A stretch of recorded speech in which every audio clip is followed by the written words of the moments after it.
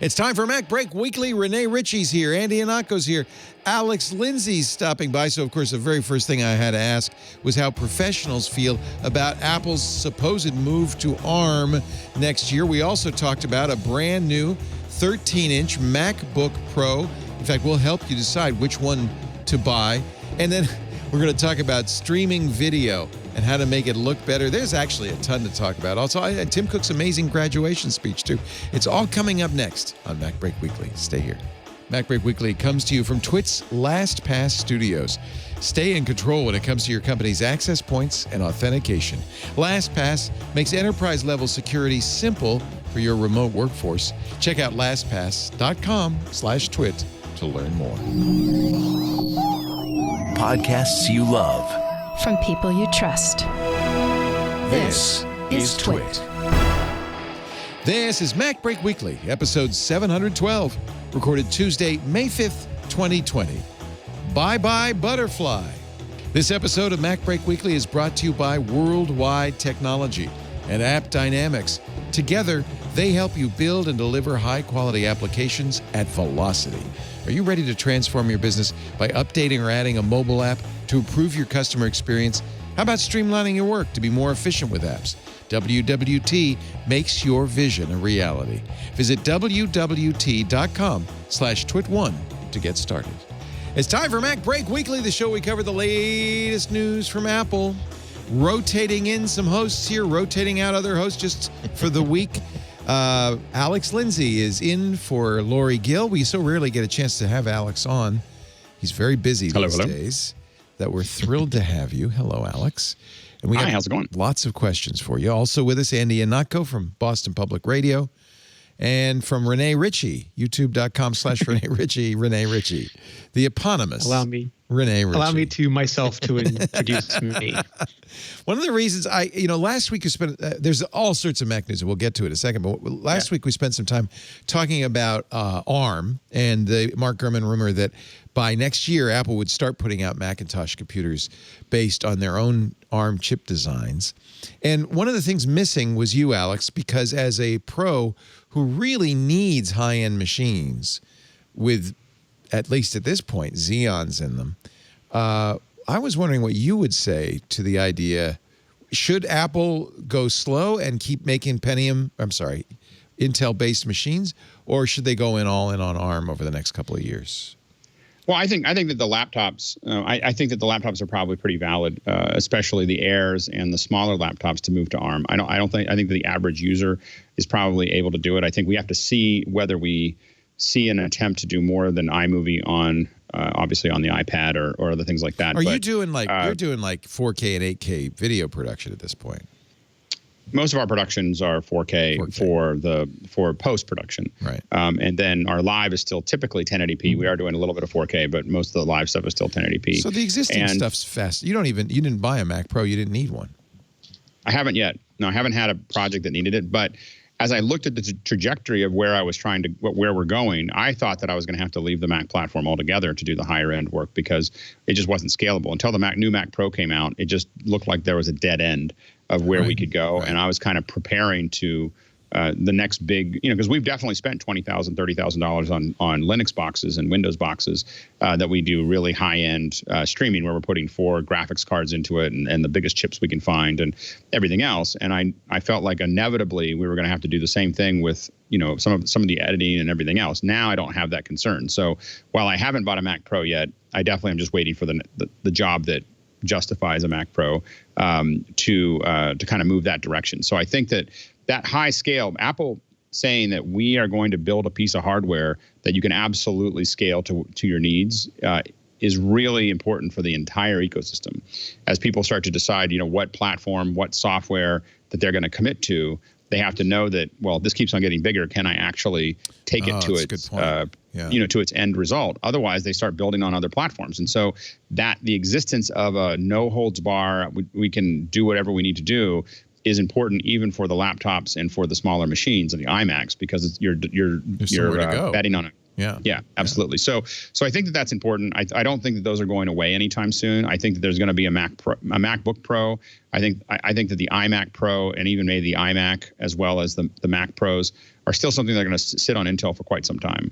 But I do think that we could see the iPad Pros obviously are still already there, but I think we could see some of the smaller laptops. Now the question is when you're now adding keyboards and mice to your iPad Pro, do you need to change the laptops? Is there some point where you just stop making errors and you have iPads and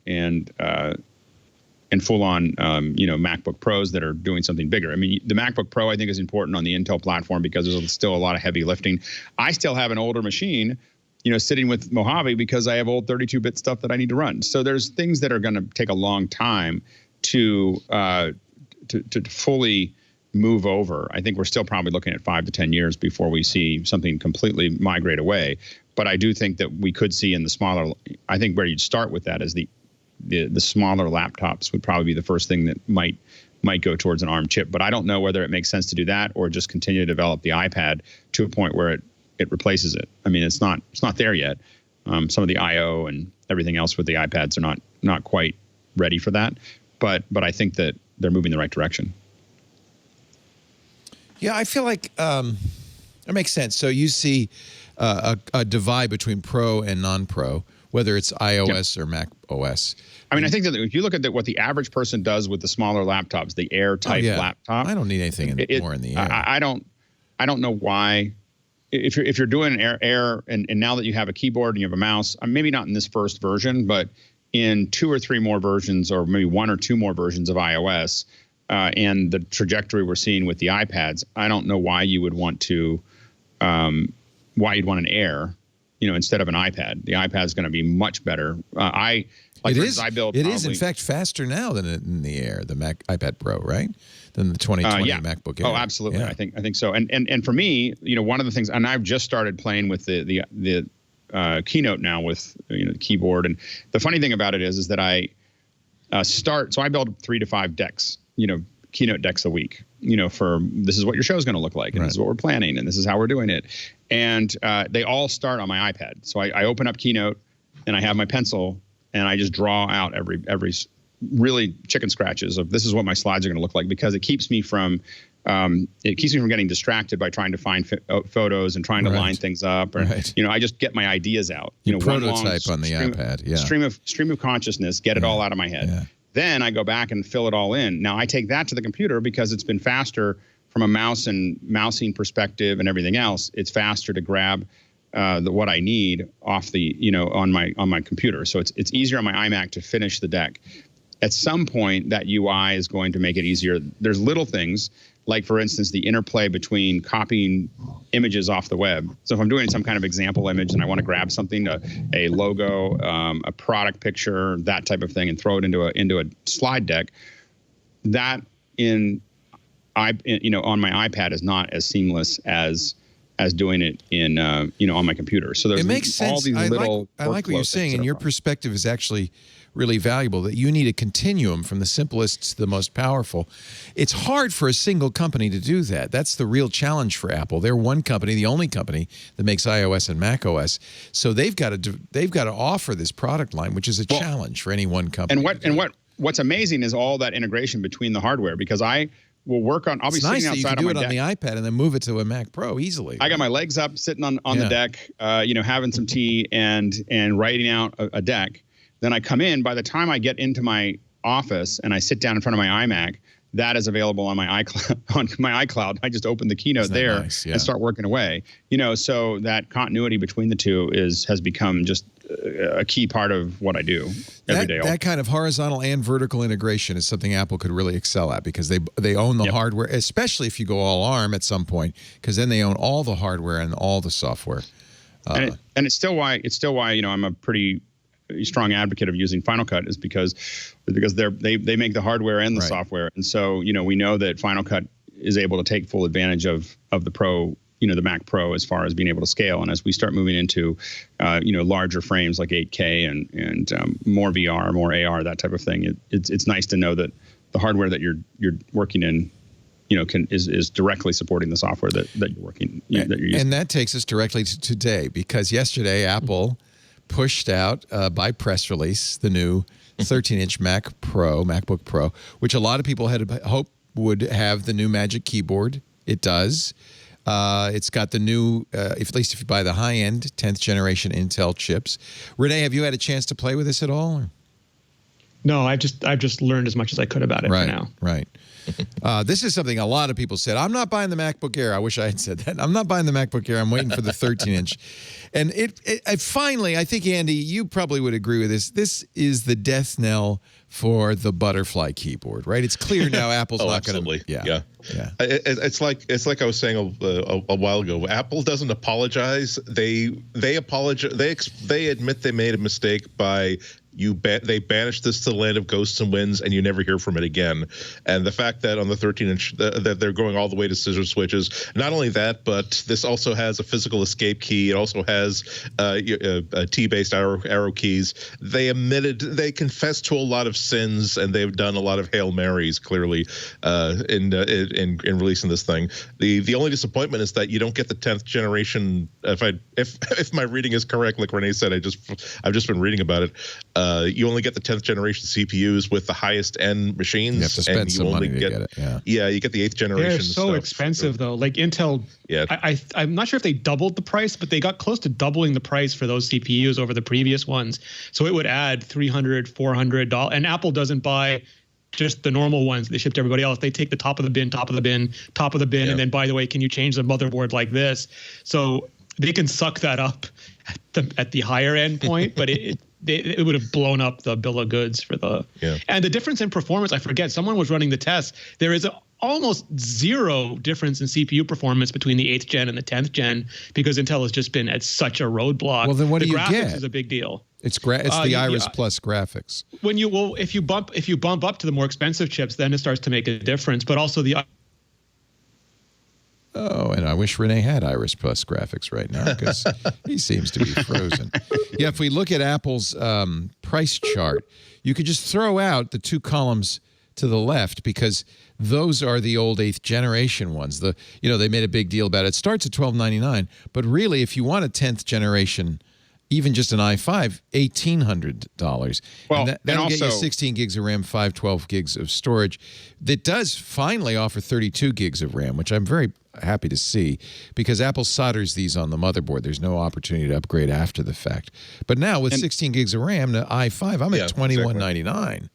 Well, and I think that one of the things that is really important that we found with the 2 USB-C port is we're just constantly, we have to have an adapter. That might be the biggest thing on this is it's got 4, right? It's got 2 on each side. 4 is key. Yeah, 4 is key. The 13 before that was all 2 on one side, and it just was a real bummer. Yeah. And so having 4 on, I would not get one with just 2. I'm literally thinking of upgrading from the brand new MacBook Air I just got because finally I could plug it in on the right instead of just the left. Yep. But having 4 is nice too. Yeah, I've always said that the Pro. I think one of the differences between the Pro line and the rest is that as you get into the Pro line, you should have to suffer less than you would. You should have to. Except for your bank account. Except for your bank account. Of course, yeah. Right. That's going to suffer. So they do go up to 4 terabytes. It'll cost you an additional $1,200. And Renee, these are T2 based chips on the motherboard, right? This is not upgradable, so you can't. Do as I've done. For instance, I got a Dell XPS 2020 Dell XPS 13. It came with a ridiculous, I think, 256 gig RAM, but I could open it up, put in a different M2 card, and go up to 2 terabytes for a couple $100. You can't do that with Apple, so you've got to spec it out for the way you want it, right? And I'm not a fan of putting 4 terabytes. That seems like a lot. Yeah. Well, here's the thing: is that's a lot that is on your computer. If you lose it, if it breaks.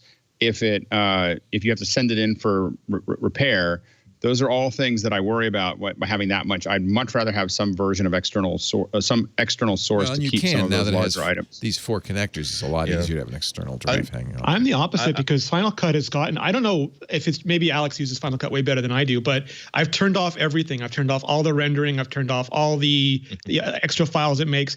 And some videos, they'll start off at 200 like 100 gigabytes. And then the next thing I look down, I'm getting memory errors, 600 gigabytes being used, a terabyte being used. And I don't know what causes it, but it still has to build those render files. I mean, I've never seen it not build the render files. Maybe and so as you're doing things and you're stacking them up, you're going to build up those render files. And I clean them out pretty regularly.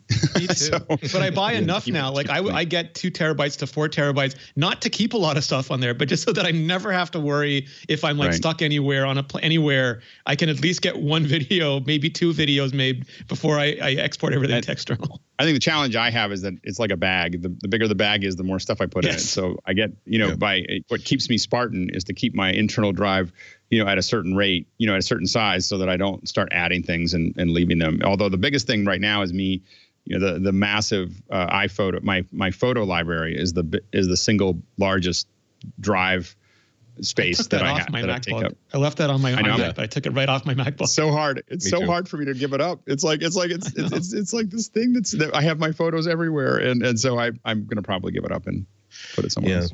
It's hard to predict what your storage is going to be, especially with one of the like hidden bummers of buying MacBooks is that the things, they last so damn long.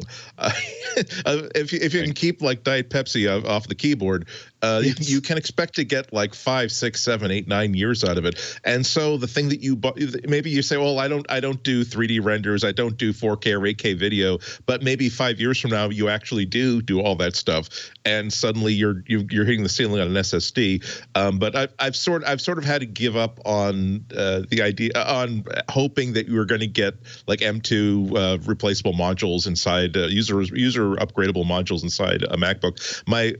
What still remains is just the worry that, again, if you're going to be using this for 8 or 9 years, the likelihood that your SSD will fail at some point, and now you're not looking at, okay, well, big deal, I order a new $110 module that's probably twice the capacity of what I originally had in there. Now it's, no, unfortunately, we need to do a motherboard swap, and unfortunately, now the motherboard is inexplicitly molded into like the keyboard, so now we're also going to have to give you a top deck, and it really is disheartening when you get a bill for $900 to replace what is in effect a $100 part. Let me talk a little bit about Ice Lake versus Coffee Lake. So half of these have Coffee Lake, the 8th generation Intel processors. Half of them have Ice Lake, the 10th generation. I guess I just skipped right to the 9th. I don't know. But you said something that I thought was kind of interesting, that there's not a heck of a lot of difference between the two. There is a difference between the two machines. For instance, you can't get 32 gigs of RAM unless you get Ice Lake. The capabilities are much higher on Ice Lake. Also, this DDR4, and if you get Coffee Lake, you're going to get DDR3. Well, no, because Coffee Lake, but you can get the low power version because it caps at 16 gigabytes. It was over 16 gigabytes that you couldn't get the low power version. Right. Which is why they want DDR4. There is a demarcation between the lower end new MacBook Pro 13s and the higher I hate ones. to put it this way, but like for me, like the top of the line Air, the bottom of the line MacBook Pro are very similar in terms of capabilities now. The Air has slightly bigger, better graphics. The Pro has a better display, and also because it's a bigger chassis, it has slightly better thermals, so it doesn't burst as high as the Air, so it's not quite as snappy, but it does sustain a little bit longer. But I think if you self-identify as a pro, and I know it's really contentious because pros are like Southerners. Anybody a block north is a Northerner. Anybody who's like one town north is upstate New York. Doesn't matter where you live in New York. The next town is upstate. And like whatever your workload is and more is a pro. And anybody who's not doing what you're doing, not a pro. But there are a whole new generation of like people who are like founders, and like they self-identify as a pro, and that's why Apple sold so many of those beleaguered, like we couldn't believe it because like these are not our traditional pro machines. They sold like hotcakes to people who like aspired to be pros. And I think we see people with ad, they're in ad sales, with the Pro. Yes. And I'm always like, I wonder what they're doing with that. Like why, what would they, I guess I can afford it and I want it. That's what they're doing. Yeah. And I think that's why you have the lower end, of the Pro. I think Just so you can still say it's a Pro. The screen you said is slightly better. It's is it higher? 100 nits brighter, and it's DCI-P3 wider gamut as opposed to sRGB on the Air. But roughly the same screen size as the MacBook Air. Exactly the same screen size. Thicker chassis. Better battery life, one would hope, but maybe not. The Air gets 10% better battery life than the Pro, just because it's not running as heavy amount of stuff. Right. You do get an escape key. Hallelujah. You also get a touch bar. Oh well. At least you get an escape key. I don't mind the touch bar if I have an escape key. Yeah. It doesn't cost you as much to have a touch bar as it used to. Yeah, I agree. The Iris Plus graphics, which I have on my Dell, are quite good. I think they're not Radeon, but they're pretty darn good for. Just in this kind of chassis too, like what you're giving up in discrete graphics, you're getting in better thermal envelope for the CPU and the integrated graphics. Could you still use an eGPU? Of course you could. Yes. Yeah. So if you needed a especially fast graphics processor, you could do that. And the good news there is that it can be that you need that graphics processor at home. You don't necessarily need it when you're going somewhere else. And so the ability to have a lot more processing speed when you're working. Now, one thing we've seen with the eGPU is for some things, for live things and other things, you have to put, what we've learned is you have to put the application screen actually on a screen that's using the eGPU, or it doesn't fully access it. Oh, that's very strange. Something to think about. And most importantly, and Alex, you'll probably know this, can I have my own Zoom backgrounds on this one? You can, but I wouldn't. Just because you can use this virtual background doesn't mean you should use a virtual background. Have you seen the power draw of Zoom when it's running in Chrome with full backgrounds going on a Mac? It's unbelievable. It's like more than Final Cut, more than. You should never use it in Chrome. I mean, the app is not. I think that the Zoom in Chrome or in Firefox or whatever is kind of like, yeah, sure, we'll give it to you. Like, like is it WebRTC if you're doing it that way? So but it's not WebRTC if you're using the Zoom app. It is a variant of WebRTC. It's not actually WebRTC, but it's pretty close. I mean, they're still using it. They're just using some more. They're hacking it a little bit to traverse complex. The problem that WebRTC has is that it doesn't traverse complex internal networks. So once it comes off the WAN into the LAN, if it bounces through a couple routers, you have to use a turn server to do it, and it's complicated. And so WebRTC has a little trouble with that, and so you end up with lower video quality because it just can't figure it out, or it can't. It's not that it can't figure it out; it's that it won't. It's trying to be a good neighbor, Whereas Zoom is like, hey, we just want to have good video, and Skype is the same way. Skype is like, hey, I don't care. I'm going to do whatever I'm going to do. Be a bad neighbor. But that's Skype. If you put Skype into everybody, this is one of the problems. You put it into a big company, and it really causes a lot of havoc because it just ignores all those rules and says, I'm going to take whatever I can take. And so WebRTC is a better member of the community for IT.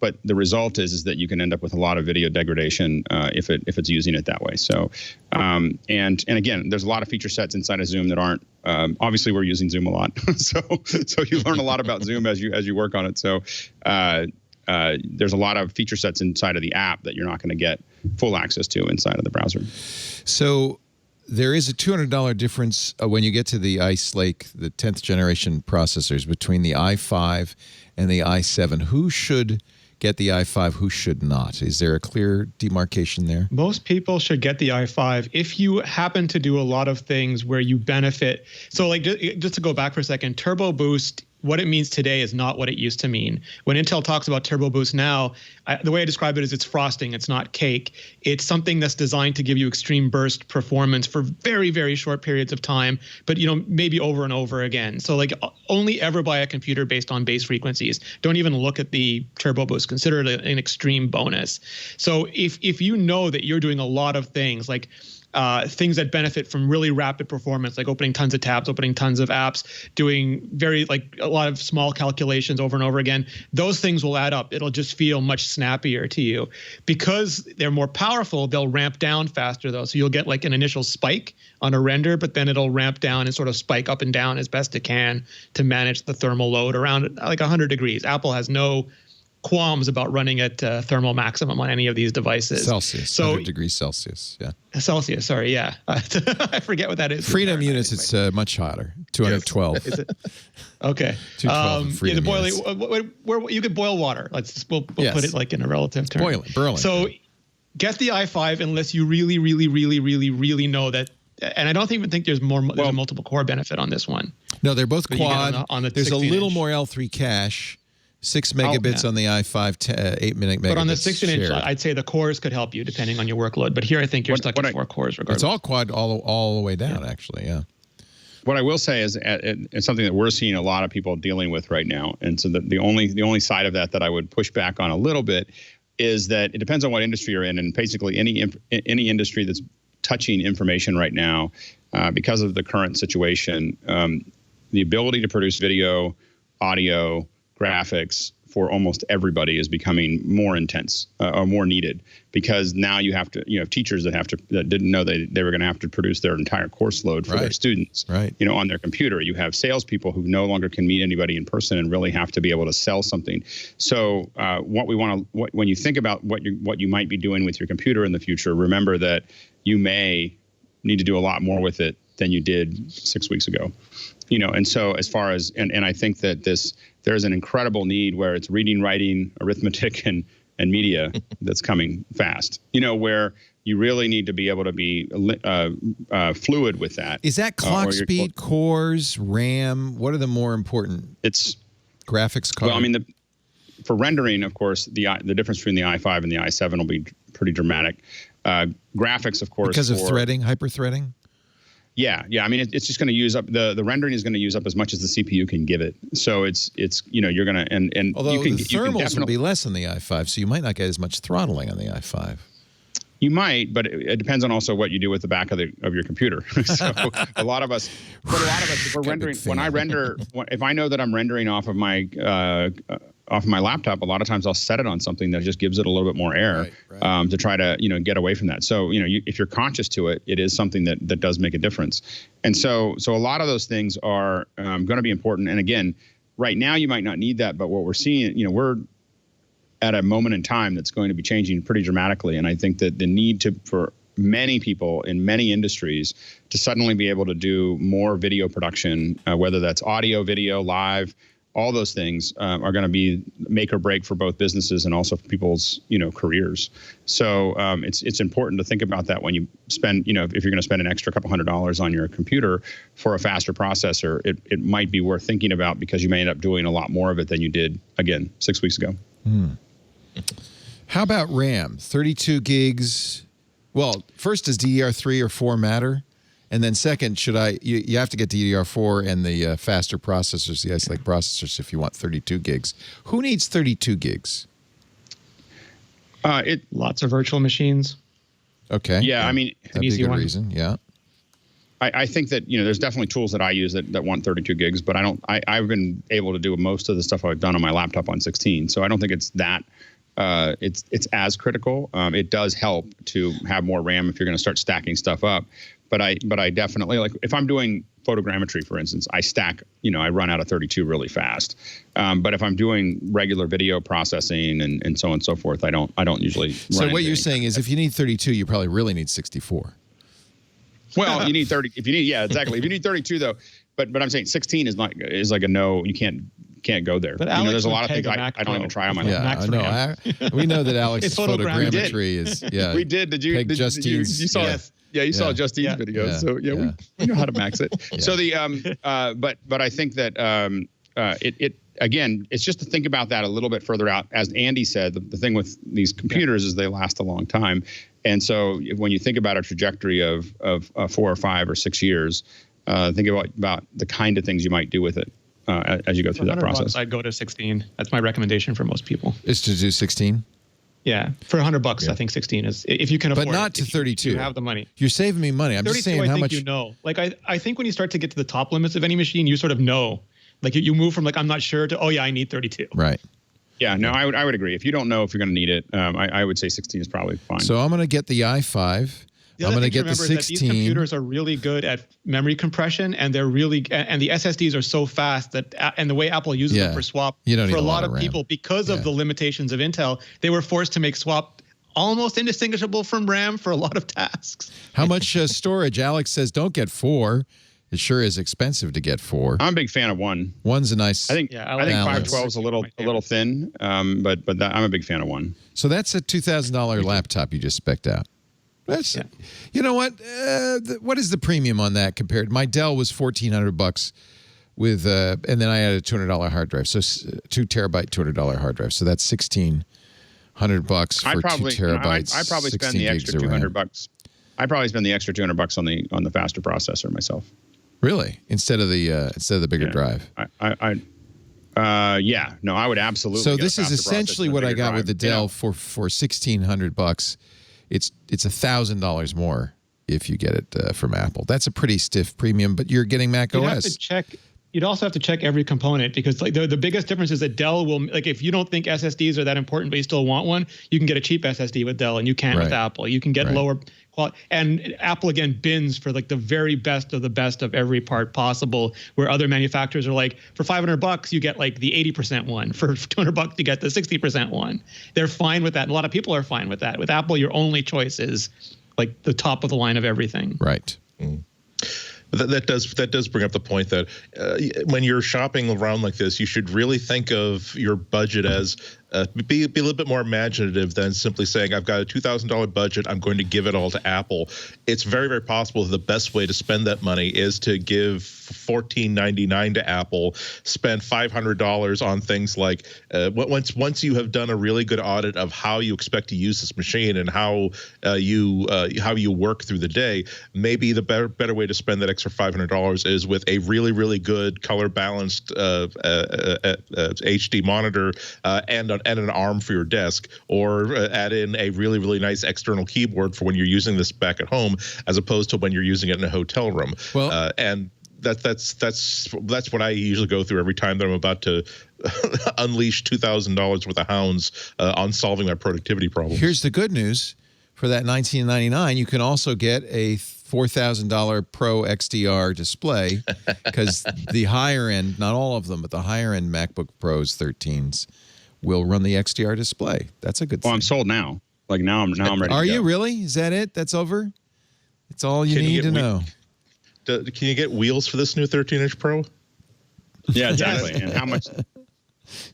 Oh my gosh! Where's that video? Putting the Mac Pro wheels on the bottom of your Mac. Yeah, that would be. We need that. Oh no, of the new Mac Mini. I don't know if she put it out, but Justine was doing a video, and apparently it's non-trivial because of how tightly everything is put together and the angles and everything to get those wheels on there. So just make a go-kart instead. You'll be happy. YouTube will be happy. Everyone will be happy. I don't want wheels because I don't want it to roll out of my office into somebody else's car. So no wheels for me. That'll save me some money. Are the people in the studio looking at you hungrily, Leo? Are they like, can't get the wheels? I'm not ordering anything. In fact, I knew that the 13 was probably coming, but I really wanted that MacBook Air, and I ordered that, and I probably don't see any reason to. I don't have. Well, so the thing to remember with this MacBook Pro is that my guess is that because a lot of people are like, oh, why is this the Mac? My guess is that like if this was a normal year, the products we'd be seeing would not necessarily be different from an iOS point of view, but I think from a Mac point of view, because iOS just has tons of resources and lots and lots of bandwidth, that if Apple had its druthers, maybe this MacBook would have turned out a little bit differently. But they realized they had to get the Magic Keyboard into everything. They couldn't wait any longer. It was ready to go. And the amount of resources they had, and given everything that's going on with COVID and all those things, any bonus stuff they could put into it, any stuff that was already ready, that was great, but they had to ship it. And so these are the sort of, we didn't get any mythical 14-inch MacBook Pro. We didn't get any, really weird new stuff. We got, here are your Magic Keyboards, and anything else we managed to slip inside on the way. And tell me how good that EyeSight camera is. Terrible. It's like worse than a potato. Why, Apple? Why? I did a video comparing every MacBook camera from the 2015 all the way up to the 2017 iMac Pro is the only one with a decent 1080p camera. I have the iMac Pro camera, and actually it is good. It's very good. It's good. Yeah. All the other Mac cameras are terrible. They're 720p. I would take a notch. I would take a camera bump at this point. I love the iPad camera, but it's on the side. So I just don't have a decent large-sized Apple device with which to do teleconferencing and not either look like I'm stuck in some like 1980s pixelated drama, or that I'm secretly looking off to the side and not paying attention to you. Well, we've had a lot of discussions about that, and my whole thing is that if the camera matters to you, we have prepped between 4,000 and 5,000 people in the last 10 years for remote, doing what we're doing here, right? For events. And what I've learned is that the average person just can't see it. So Apple investing into a really nice, camera, I get the model just because we've dealt with it so much. They come on Dell and they think it's going to look fine. And the Dell ones for a long time, I don't know what they look like recently, but they would look like they were coming through coffee, on the way through. The contrast is so bad. And so we could literally, oh, you're on a Dell. Like you could literally look at it and know that it was a Dell because it was so bad. And so my whole thing is that there's a handful of us that really care, and we have external web cameras. You have what are you using? Because you look no. You look marvelous.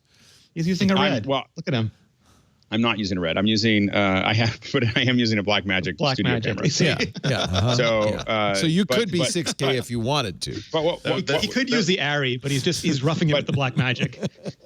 No. But like something like this is what we send to people, right? These stream. Well, when we could buy. What is that? Exactly. These are the two ones that we use the most are the C920s and the Stream Decks. Okay. And these are both Logitech. Logitech really kind of owns the good camera. The problem is they don't have any in stock right now. Well, and they're being scalped at 3 times the normal price. It's terrible. Yeah. I've been spelunking through my garage, and I found like 6 Logitechs like in a bag. I cleaned my office. I found a C910. I thought, I know. So I keep them. And so I've been mailing them out to clients because it's like, you look horrible. Let me send you this. Yeah. And so I've got like this little stash of external until Logitech sorts out their supply chain. But the thing is that there's just such a small percentage of people that can see the difference. I mean, they just really don't. And then you take that camera that doesn't look good already and you put it into something like Zoom or into Meet, and it's getting compressed down to where it's really hard to tell the difference and the final product between it. You can see it if you know what you're looking for, but it really does become, you're kind of shaving it at hairs to tell the difference between the two cameras. And so I think that's the problem is that we just don't use them at that level very much. And so for those of us who care, we also want a quarter 20 on the bottom so that we can attach it to a tripod, and we want other things. And so there's a bunch of other things that we want, and that doesn't make sense to invest in from a manufacturer who's having one installed. They put one in like, hey, here it is. You've got one that works. If you need it, it's there. If you want something better, then you buy something and plug it in, and I kind of respect it only because of the work that we've done, and realize that nobody could tell it, just very few people can tell the difference. And you think when you think like me, I want, obviously I don't even think a webcam is good enough, but I don't expect much from my internal one. Actually, I want to set up a studio at home, and I think I'm probably just going to use. I think I can use the Sony A7s. I have to get some dummy batteries. You can. And this is the Canon's just added USB out last week. Yeah, that's funky though, and you have to use Windows, which I refuse to do. Yeah.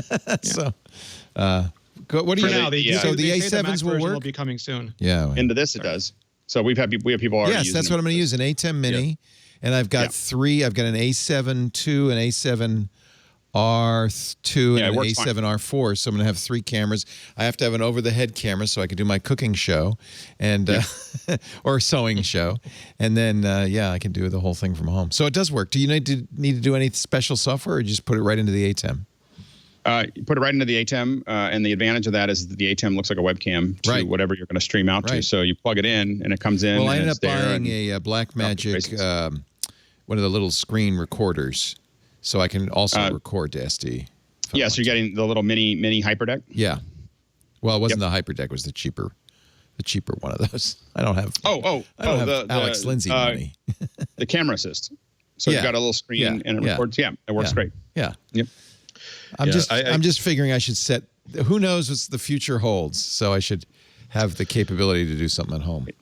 Yeah, I've been on the notification list for that Blackmagic deck for since the pre-end of times, and now you can't even get you can't even get like basic USB 3 HDMI capture dongles anymore. So it's kind of I hate to compare it to toilet paper. I'm saying that because it has a different use. Yes, it's more like those are both things that pre-pandemic I was considering buying and experimenting with, and now that I know that they're almost unobtainable, it's pretty much assured that as soon as I get a notification that either one of these is available, I'm just going to simply go ahead and buy it. Well, whereas before my thinking was, well, I'll think about it because geez, it's $100 and $300 and that's a lot of money. Yeah, now there's a Pro version for more now too.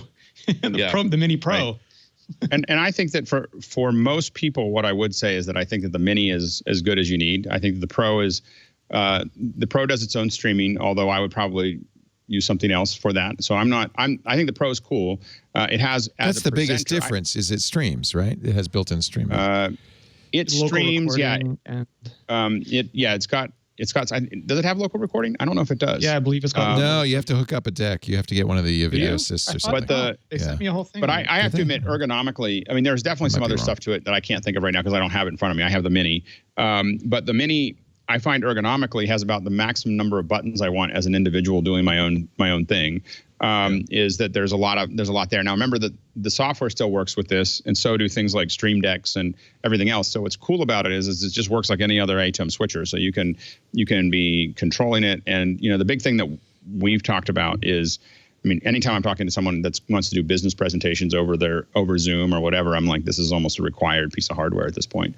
Yeah. Being able to switch back and forth between your documents and switch between exactly what you're doing. I want to show a bunch of different angles, and you don't have to think about whether the software supports it or what laptop or what ingest you're using or whether it's a PC or Mac. It just plugs in and just does the thing, And so, but as Andy said, it is trickling. I have some friends that sell this stuff, that are in the group that I've been doing all these Zooms with in the mornings, and they said, they get like 10 a week.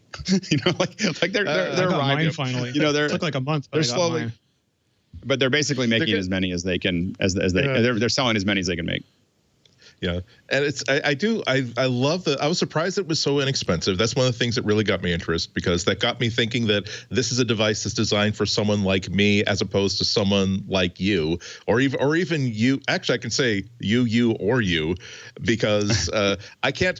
I want to start making videos partly for creative reasons, partly because it took me 20 years to pivot to terrestrial radio. Maybe it's time for me to pivot to actual video at this point.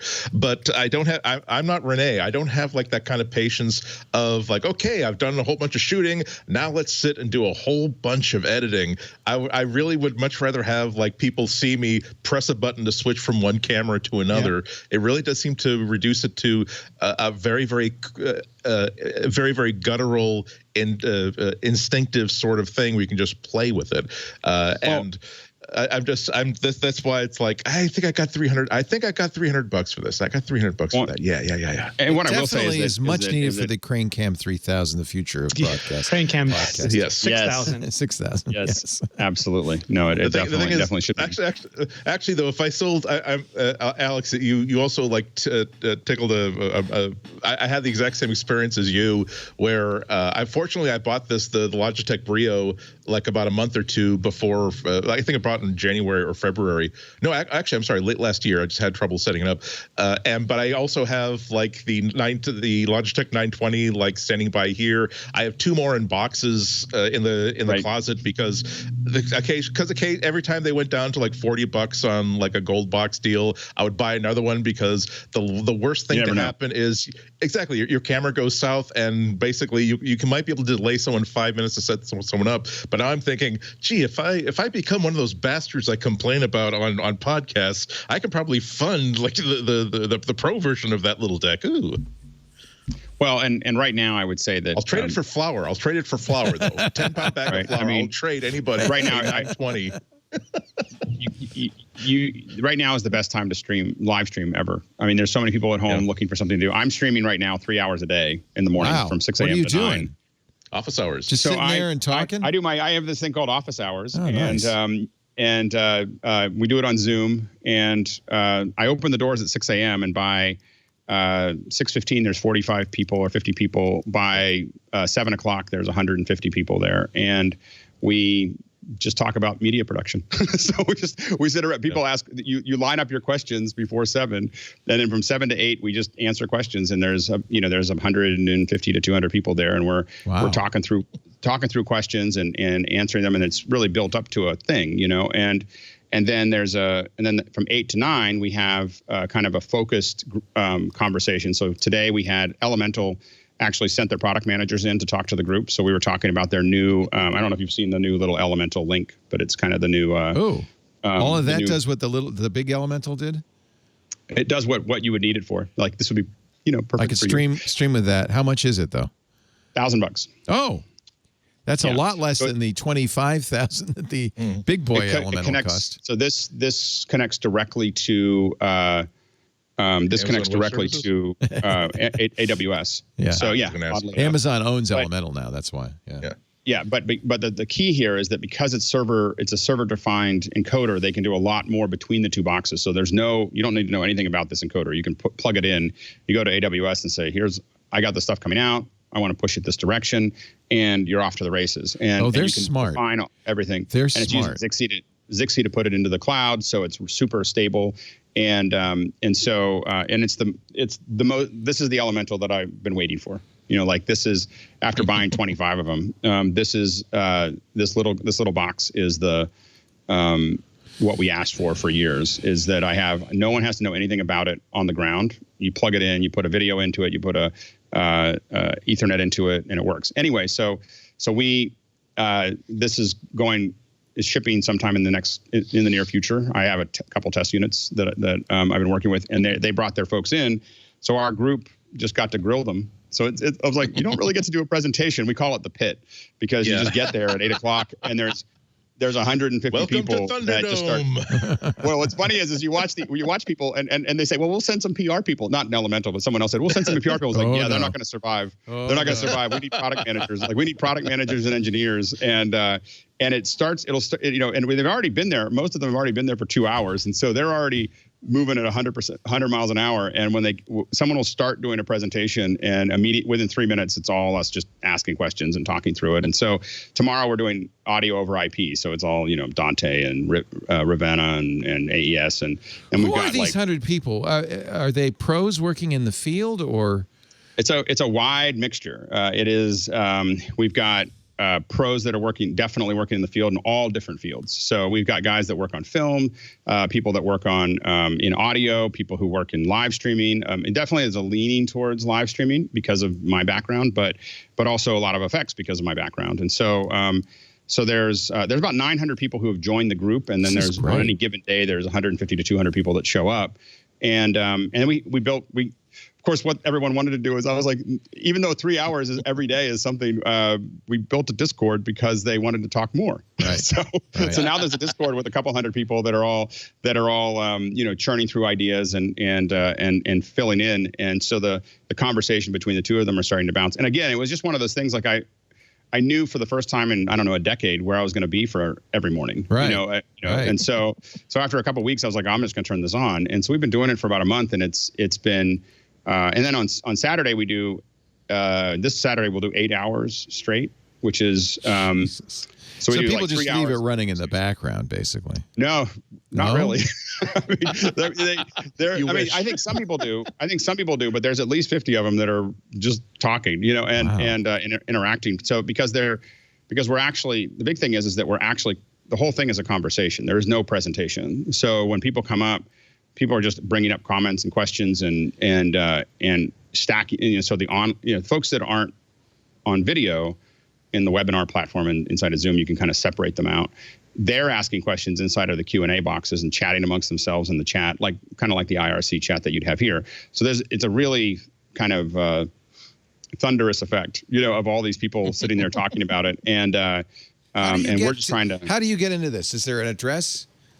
There is. I'll put it. It's you. Is it a Zoom? You're not using Zoom. What are you using? Oh, we're using Zoom. Using Zoom. So I think it's hysterical. Well, it's the easiest thing. Like, will you get mocked if you have a bad Zoom background turned on?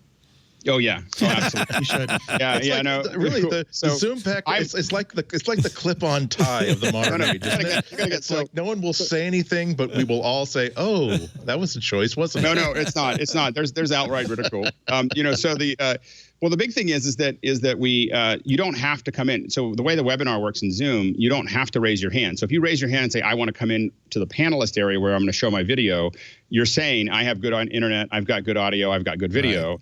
And you have to do that early. We broadcast 7. If someone goes to YouTube/Alex Lindsay, you'll see the 7 to 8 hours. So even though there's 3 hours, we only broadcast 1 hour weekdays.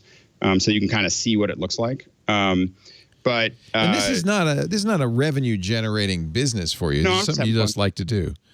Well, it's been really useful for me because as I'm doing tests, as I'm talking through stuff, it's really great for me to just sit there and you'll see that, and a lot of pretty good videos there. I mean, a lot of video quality. Oh yeah, you'd have to, right? You don't show up for this unless you got something going here. Yeah, and so there's people are coming in from all over the world. So Australia and India and Israel and so cool. Budapest and so I could just sit and be a bump on a log. You totally can, and you don't have to have any. They would see you, Leo. No, no.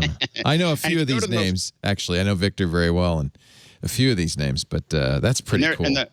And I'm not going to get into who is who, but there's a lot of who's who in the group. So there's definitely names. Yeah. Like I learn as much from the group as I give into it at this point. It's like as I'll ask a question and someone will have that answer in seconds. Chris Summers there. I mean, he works on feature films, and so he's in Budapest right now. Yeah, and for some reason, he's using a NASA Mylar blanket as his backdrop. But okay, whatever makes you happy. Yeah. It's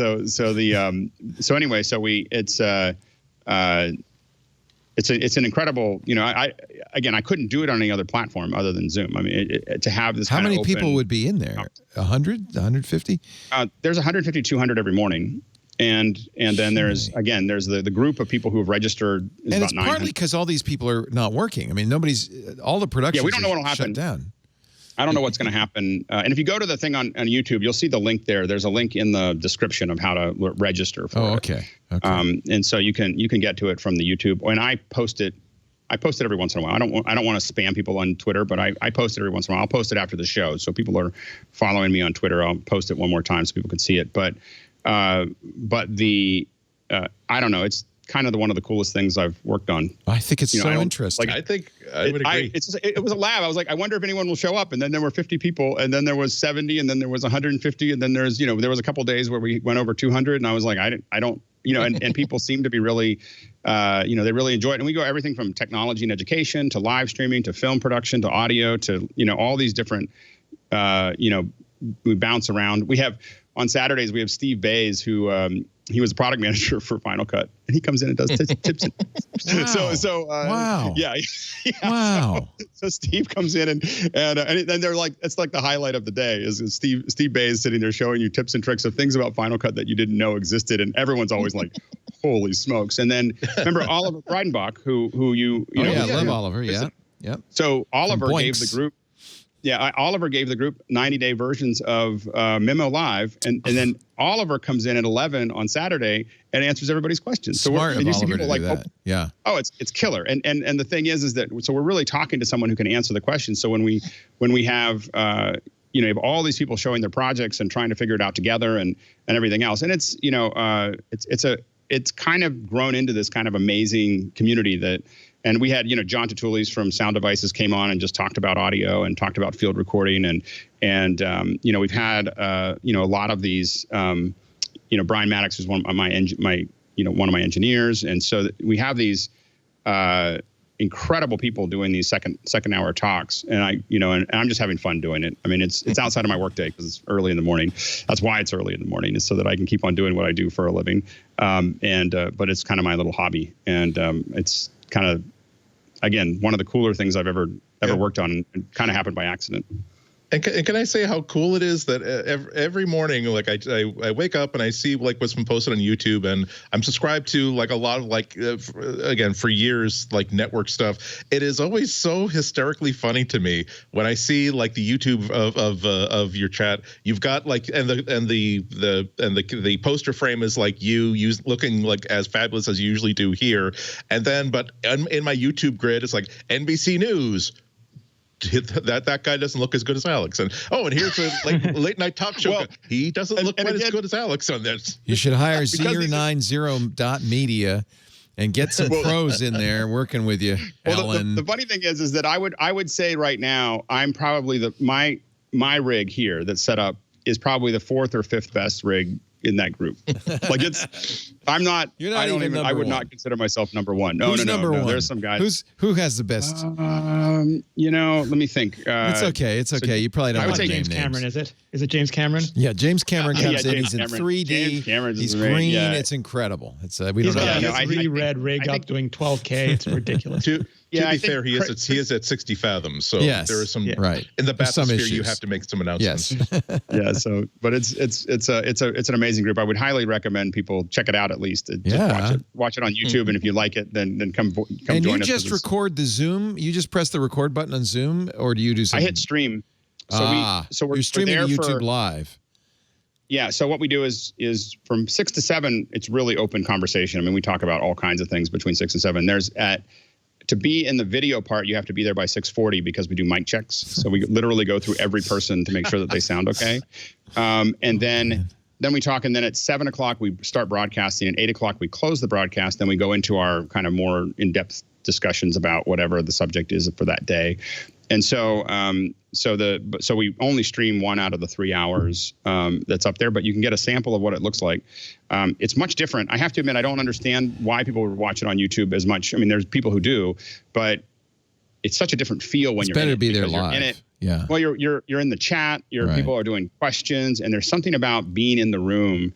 That being in the virtual room feels so different than what you see on the stream, but it's good content either way. But it's why I haven't really published it, is because I feel like it's just kind of you have to kind of be there to understand. The ILM people jerks and use the Iron Man HUD for all of their videos.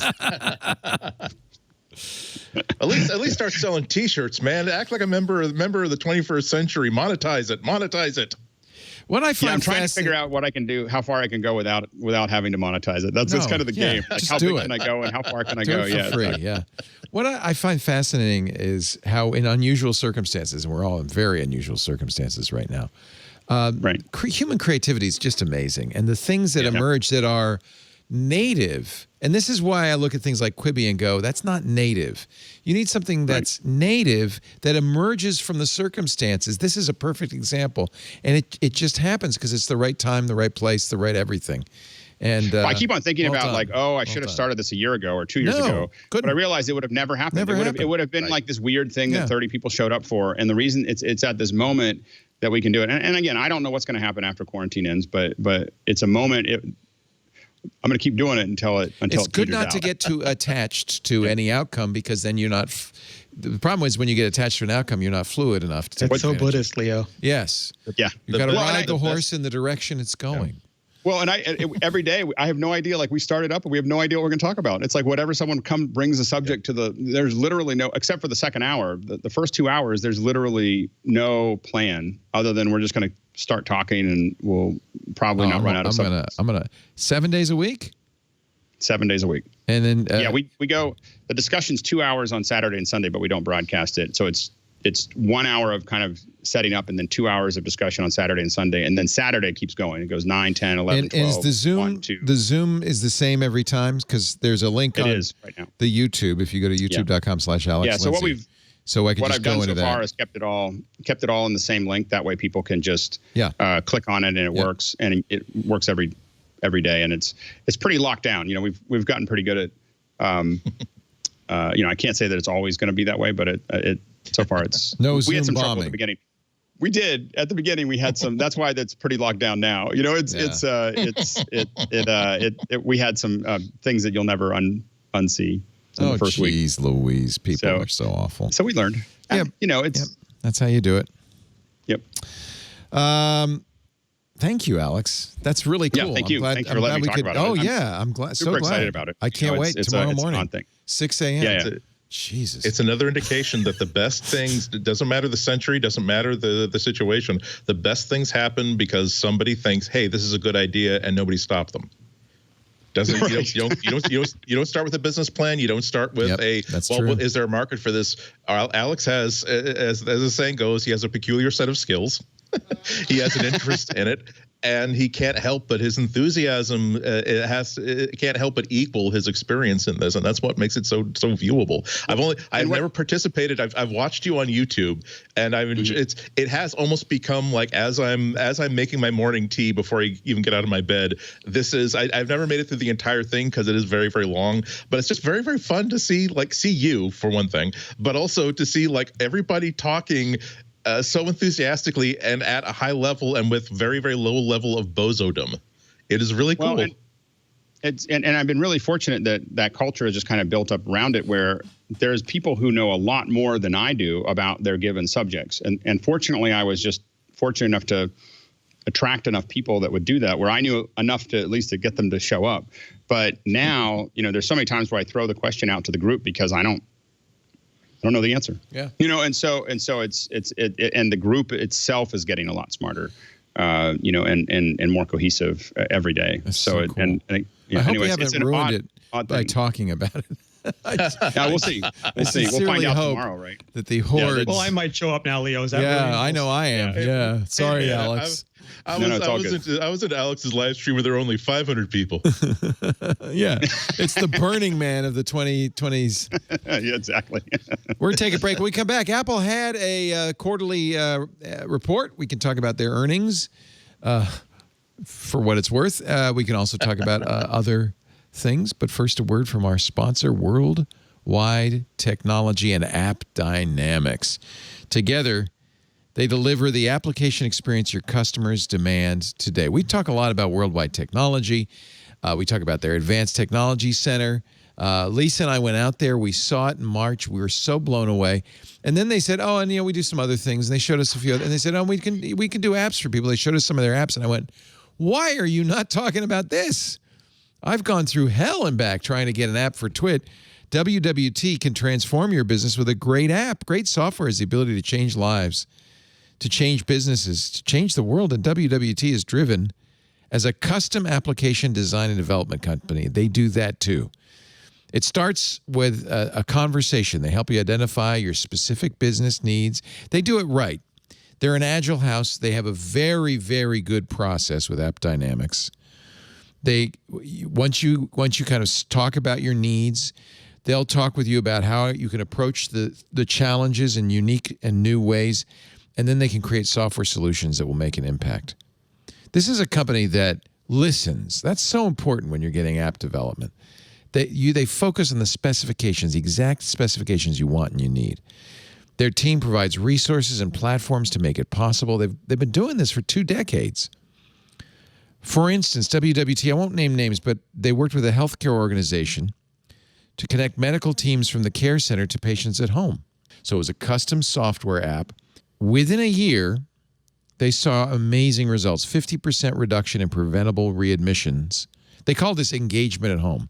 50% reduction in preventable readmissions, 35% fewer days spent in the hospital because of virtual care, 60% fewer septic shock deaths occurring in patients being treated remotely. This really worked. They've worked with rental car companies.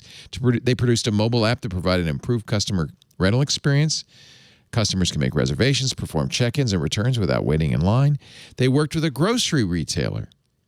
By the way, a grocery retailer that I bet is very happy they have this app now.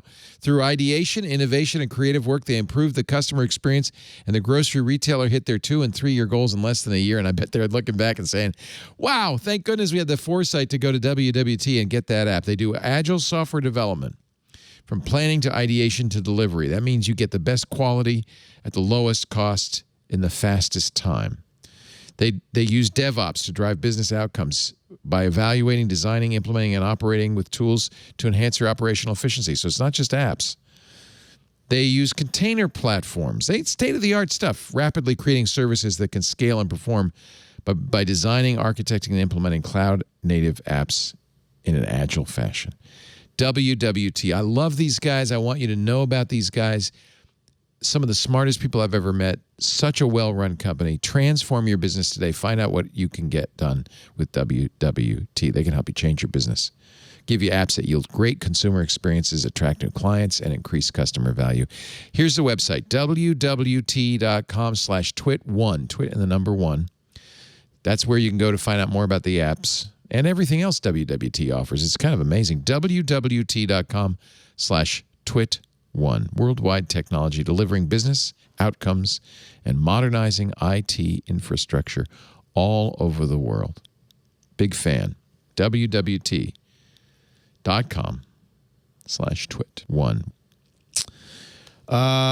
Actually, before we get to the earnings, WWDC is online only, and it starts June 22nd. Actually, this is good because more people can attend it, right? This has been the problem with these developer conferences for Google, Apple, Facebook, everybody, is that they're, and Microsoft too, they're limited when they're in a physical location, but there's no reason everybody can't attend now. Yeah, anybody with a developer account can virtually attend. The only thing that people might be complaining about is that the only people who are getting those cool developer jackets are going to be kids who win a programming contest. So maybe they're going to be like challenge. Yeah, I wonder though if you're going to see like adult programmers like this Pinewood Derby. Like, I'm going to build you an app, son or daughter. I want you to enter it and win and tell them you need an adult size extra large. You're a beefy kid. Every year we have people visit the studio during June who are wearing this year's WWDC jacket, and I know there are people who have every one of them, and it's gonna break their heart that this year is going to be a little gap in their WWDC I do think jackets. it'll be interesting for a lot of these conferences to see what they do when they can bring it back. And I don't know when that's going to be. I don't even know if it's going to be next year that we see all these conferences come back. I wonder if some companies might say, "Hey, this worked so well, let's never bring it back." Right? Or there's definitely selective. I think that what we're going to see is a reduce in the rate. Probably not for a company like Apple because they don't do that many already.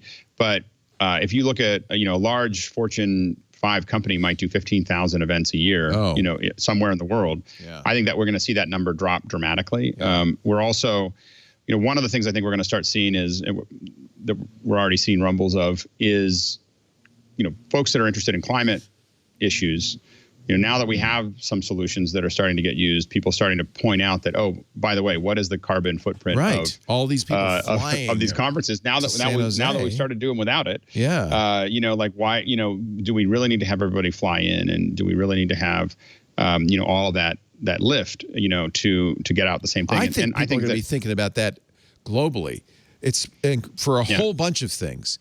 We start looking at the cities. You look at these cities that are suddenly life is so much clear. better now. It's quiet. The air is clean. The animals and plants are coming back. It's like post-apocalyptic movies. It's wonderful. Coyotes in Times Square. Yeah. Well, we're seeing, the most of the companies are finding there are statistically, not for each person, so there are definitely exceptions, but statistically they're seeing increases in productivity across these companies, and so a lot of these companies are quietly pinging their employees, going, "Hey, so when this all ends, do you want to come back? And do you want to do this, or you want to work at your house?" And the employees, a lot of them are saying, "No, we don't want to come back." And then they say, "So where would you live?" The vast majorities of people I've seen in surveys say, "Yeah, we like working from home. Let's keep doing this." Well, and you don't have to live in Cupertino. You can live anywhere. Yeah, and because they're asking, where would you live? And the South Bay is not at the top of the list. Number one. So I think that the real estate in some of these cities could get pretty rough pretty quickly because, when they shift, people are, right now we're still struggling, but we're figuring it out. And there's going to be some point where it gets figured out. I've been eyeing a beautiful lake cabin up in Oregon, Coos Bay area, 16 acres. It's got a fishing dock. If I'm streaming, I can stream anywhere these days, right? Yep, absolutely. And go ahead. Go ahead. I was just going to say my worry is that we'll go through a phase where for a year after this becomes a manageable thing, it will be this paradise of people who want to work from home, can work from home if their job allows them to. And then we're going to have 2 or 3 years after that when the companies have forgotten why we started doing that. Because first because it was a medical survival necessity. Next, because it made their workers happy. And now they're going to be thinking, so maybe we could transfer a big percentage of these people from salary to contract workers, and we wouldn't have to pay benefits to them. That's well, what I mean, I think me. I think the hard part is that the hard part for a lot of that that process is for a company like I mean, they do already do that to some degree, So even if they're already working in the company, a lot of them are contractors that are there, and that's a very complicated thing because, for instance, I would have been considered a contractor for many of those companies, even though I had my own company, and we came in, we were the red badges or the gray badges or the yellow badges or the green badges, that are there, in various companies. And so, and I didn't want to work for them. I didn't want to work for any one of them. I was fine working for all of them. So, so I think that, I don't think that, I think that we're already, the contractor thing is already where they want it to be. You hire employees because they are integral to what you're doing, and so you don't want them to just wander off. You don't want them to be working for 3 other companies. You don't want them to do all those other things. You want them to be yours. And so you put them on salary. And I think that there's that. I think from the moving away process, there's a lot of companies. I was talking to someone who owns a company in San Francisco that said, our lease is coming up and we are not going to, we're going to save $10 million a year.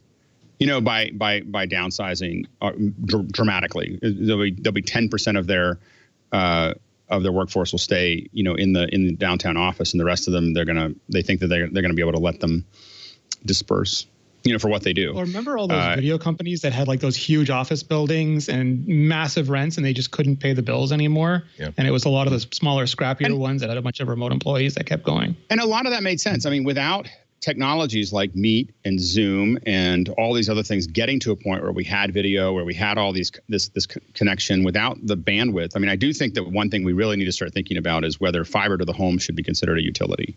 I mean, when we're, to really make sure that this is available to everyone, because right now it's only available to folks that have good bandwidth.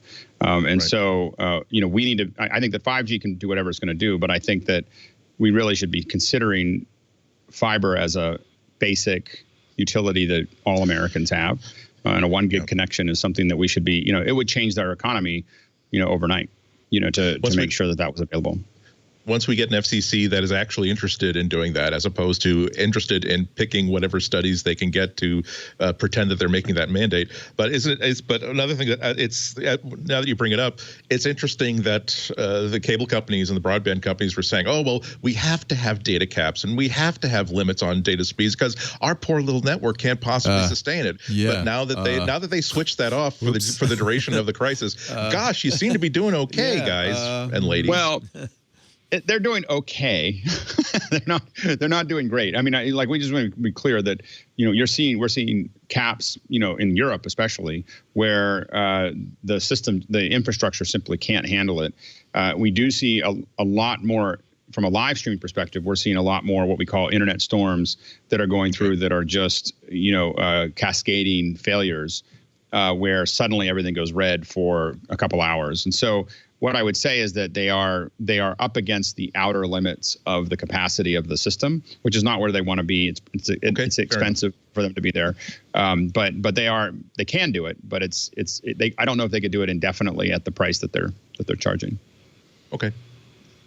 Well, and it's different in Europe than it is here in the U.S. That I can't counter. Europe's a mess. Yeah, no, but I haven't seen that in California, for instance. In Comcast has terabyte caps, which are lifted, and I don't see, and I know people are a lot more online. I don't see any degradation in the performance at all. We're seeing it across. I mean, we're studying it a lot because of our shows, and so we're just seeing. I'm not saying that we're losing connectivity. I'm seeing that we're seeing system-wide issues occurring a lot more frequently than we did before, because it's really I believe on the outer edge of what, and it depends on the network. Like Comcast has a much better network. Here in the Bay Area, they have a fiber ring. I mean, they have so much capacity, they don't know what to do with it. So. Yeah, but I think but the issue is that we see other internet providers that don't have that infrastructure and are really coming apart at the seams. Yeah. So it's not all equal. I think Comcast is a lot further ahead than most of the other providers. Well, and they were further ahead with bandwidth caps as well. Isn't that interesting? Right. And I the only thing that saves me is Web Precision, which is the I have a fiber. I'm not a fiber. I have a microwave out on the top of my house that goes into Novato. That's the only reason because otherwise I'd be. Yeah, you're kind of in a rural area, and you're right. We don't really know what's going on inside those network operations centers. We just everything seems to be okay. So it could be that they're struggling. We don't know. Can we say goodbye to the butterfly? Is that you had a piece, or no, The Verge had a piece saying the saga of Apple's bad butterfly MacBook keyboards is finally over. Do you think, Renee, that from now on all MacBooks will feature these nicer keys? Yeah, I mean, until they decide to change them again in 10 years. Oh no! Yeah, chiclets. I hope they keep improving them though. I mean, like if they do like generations, like I would love for everyone to be super happy. Like right now, it feels like the people who really love the stability of the butterfly keys are okay with these, and the people who like the old scissor keys, the clickety-clackiness, are not quite okay there with these. yet but either. the level of love, and I would like if Andy would just like festoon this with adoration, and whoever liked the butterfly keyboard would like, yeah, this is great for like if they could just iterate 2nd gen, 3rd gen, so that 80% of people are really happy with it. I would say, chef's kiss. There you go. Yeah. Yeah, I think if it's the same keyboard as what I tried on the larger MacBook Pro, it's adequate, and that is for me that's praise. It's better, but not perfect. Exactly. Yeah. My difficulty, and I won't go into the whole thing again because we've all heard it, but it was a keyboard that I absolutely couldn't use versus a keyboard that I can simply accept. I don't I like the ThinkPad keyboard so much that for a limited time they actually put that keyboard into like a Bluetooth and a USB, and I happily bought multiple copies of it because it's such a great keyboard. But I don't have a right to expect my favorite keyboard in a machine that has to make everybody happy. But the problem, as I think Renee said it, that this should not be a divisive issue. You should have a keyboard that everybody thinks is at least an okay keyboard. And finally, we're back to that. Like I said, it would have been nice if somebody on that team had to run a gauntlet in a paintball court without armor.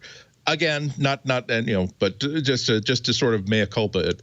But the fact that they switched, just as we've seen, Apple never admitted that the iPhone 4 had faulty antenna. They simply had another revision of it that I don't know, it didn't have that problem anymore. So that's all we're asking for. We're asking for results, and at least we got it. I have to say that this is finally one of my biggest worries is now off my head right now. I do feel as though if at the end of this year I felt like a MacBook Pro I still needed a premium laptop and that a MacBook was going to be my best choice, I would now have no issues buying this one. Whereas before it would be, okay, sorry, Lenovo, you're up. Well, and as an example, the Magic Keyboard for the new Magic Keyboard for the iPad is really quite usable compared to the Smart Keyboard cover that Apple used to sell. It's roughly the same, right, as on the MacBook Pros.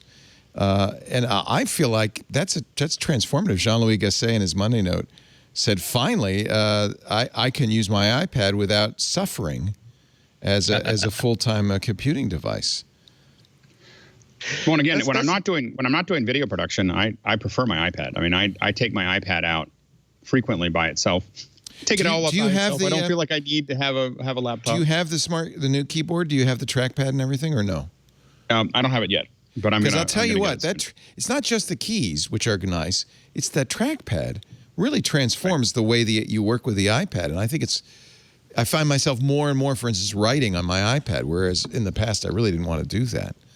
And I've written most of even on the last iPad Pro, I've written most of the articles that I've written in the last 6 months on it. Just because I actually I liked it. I like to be able to take it to a coffee shop or take it outside. Well, that's the sad thing. You put this new keyboard on there and it weighs more than a MacBook Air, but exactly.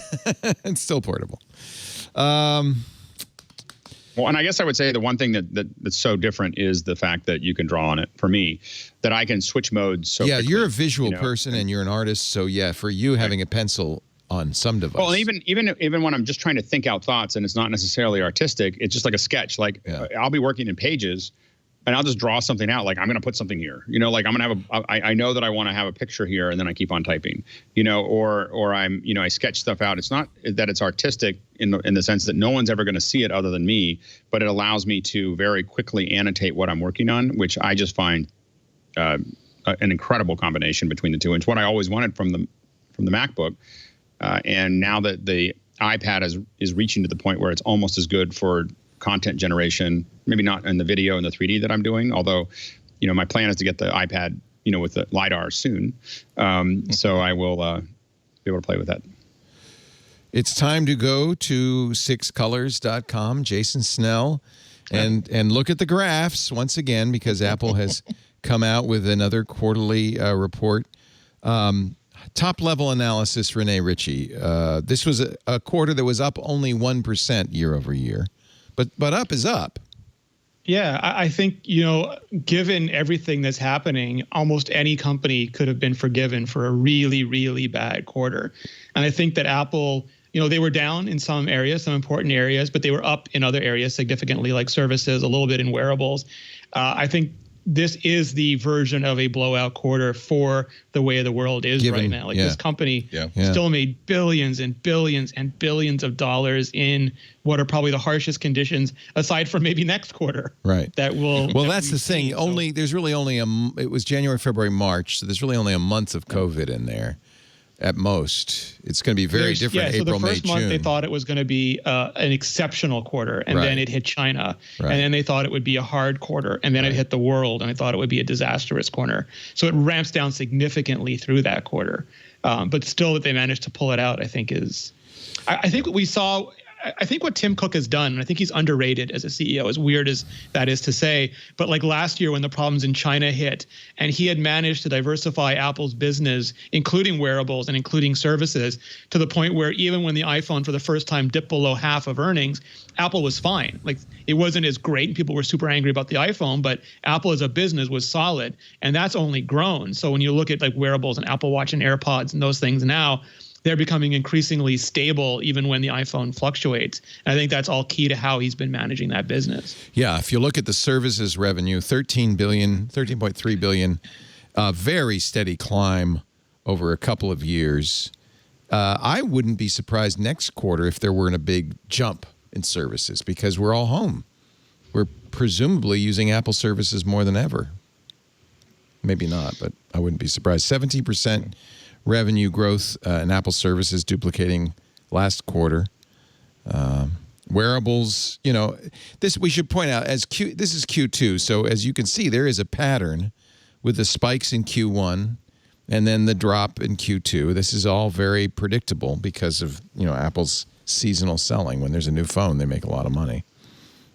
Profit $11.2 billion. Year over year, that's a 1% growth. That's good. Actually, more than that. It's 10% growth. It was $10 billion. Actually, $11.6 billion Q2 2019. So a little bit of a drop in profit, but not anything to worry about. It's really going to be the next quarter that people are going to wonder about, right? Yeah, I think Apple included most of the calls this week focused a lot on here is our long-term strategy and why decisions that we made last year have been paying off for us. In Apple's case, here's why we've been moving to services, and here's how well our wearables market has been going, because that's been making up a lot of the money that's been lost in the past month for other types of sales. But yeah, everybody, it's odd for a guidance oriented call to so specifically say we will have no guidance for you for the rest of the year because things are changing so rapidly. Because no one knows. It's got to be they're being very honest. Relaxing. Yeah. Well, they're very relaxing. Exactly. What they're doing is they're getting used to the fact that we're not going to give you any guidance, and then at the end of the year they're going to be like, yeah, we're not going to do that anymore. Yeah. We're done with that. Yeah. Alex is going to do these Zoom calls every morning, and we're not giving you any more guidances. It's the new it's a new world. I would like to point out that the Disney stock keeps on going down. as we relate to Apple needing to solve other problems. It should go up. Why would it? Yeah. At this point, if Apple would buy Disney and make Alex the that's what Alex is saying. Person. No, but I'm saying you put Alex in charge of the integration, and then I think everybody. We'll see. Yeah. But yeah, the when you think about it, you don't have a anywhere for people to go visit and go to the rides. Oh, right, and they can't go to see movies, and there's no sports on ESPN. The parks have got to be dying. Yeah, you're right. It's all of it. It's all on Disney Plus. The whole burden for the company is Disney Plus. How much money can there's we make definitely. I'm sure they're definitely still making revenue, but yeah. No, I forgot about that. Yeah, there's a very much of an in-person amusement company. If Apple continues to do okay and Disney does not, it creates a market opportunity for Apple. Yeah, Apple's never going to buy Disney. Just give it up. Apple buys Disney, they will own 95% of my childhood. Like just the limit of the amount of stuff that I love that Disney owns is almost uncomfortable at this point. Except for Star Trek and like DC Comics. They'll never get Babylon 5. This is true. No, Straczynski might sell cheap. Don't say that, Andy. No, because Warner Brothers would rather let it die than actually give it to anybody else. But yeah, no, it is incredible that and nobody at Disney could have. Everybody has to be forgiven because what if, I don't know, there's no movie theaters open, so we can't open any of our movies that we've already paid for, and we can't open any of our theme parks. The whole summer. Don't be silly. Yeah, that's ridiculous. Yeah. That's why it's the next quarter earnings call is going to be most interesting, because I think that there's going to be a bunch of forgiveness for everybody, particularly because I think anybody who is managing these portfolios who has an ounce of sense, we're making moves already in anticipation of what's going to be affected very, very badly. But now we're going to be talking about long-term health of these companies. That, okay, yes, Disney, you were caught unawares, unprepared by this, but now you've had 3 or 4 months to make some moves, including stuff that's less interesting than operating theme parks, the actual financial moves that keep your company healthy. What are you doing to make sure that as the planet slowly opens up again, you will be in a position to actually continue to thrive and survive? Well, and the hard reality of that is what most companies will do is lay people off. Yeah. I mean, that's your number one cost. Typically. It's also weird like AMC is banning Universal but not Disney. Like, the Disney and Universal do the exact same thing, and AMC is super cranky in public. Well, it's because about Universal not going near Disney.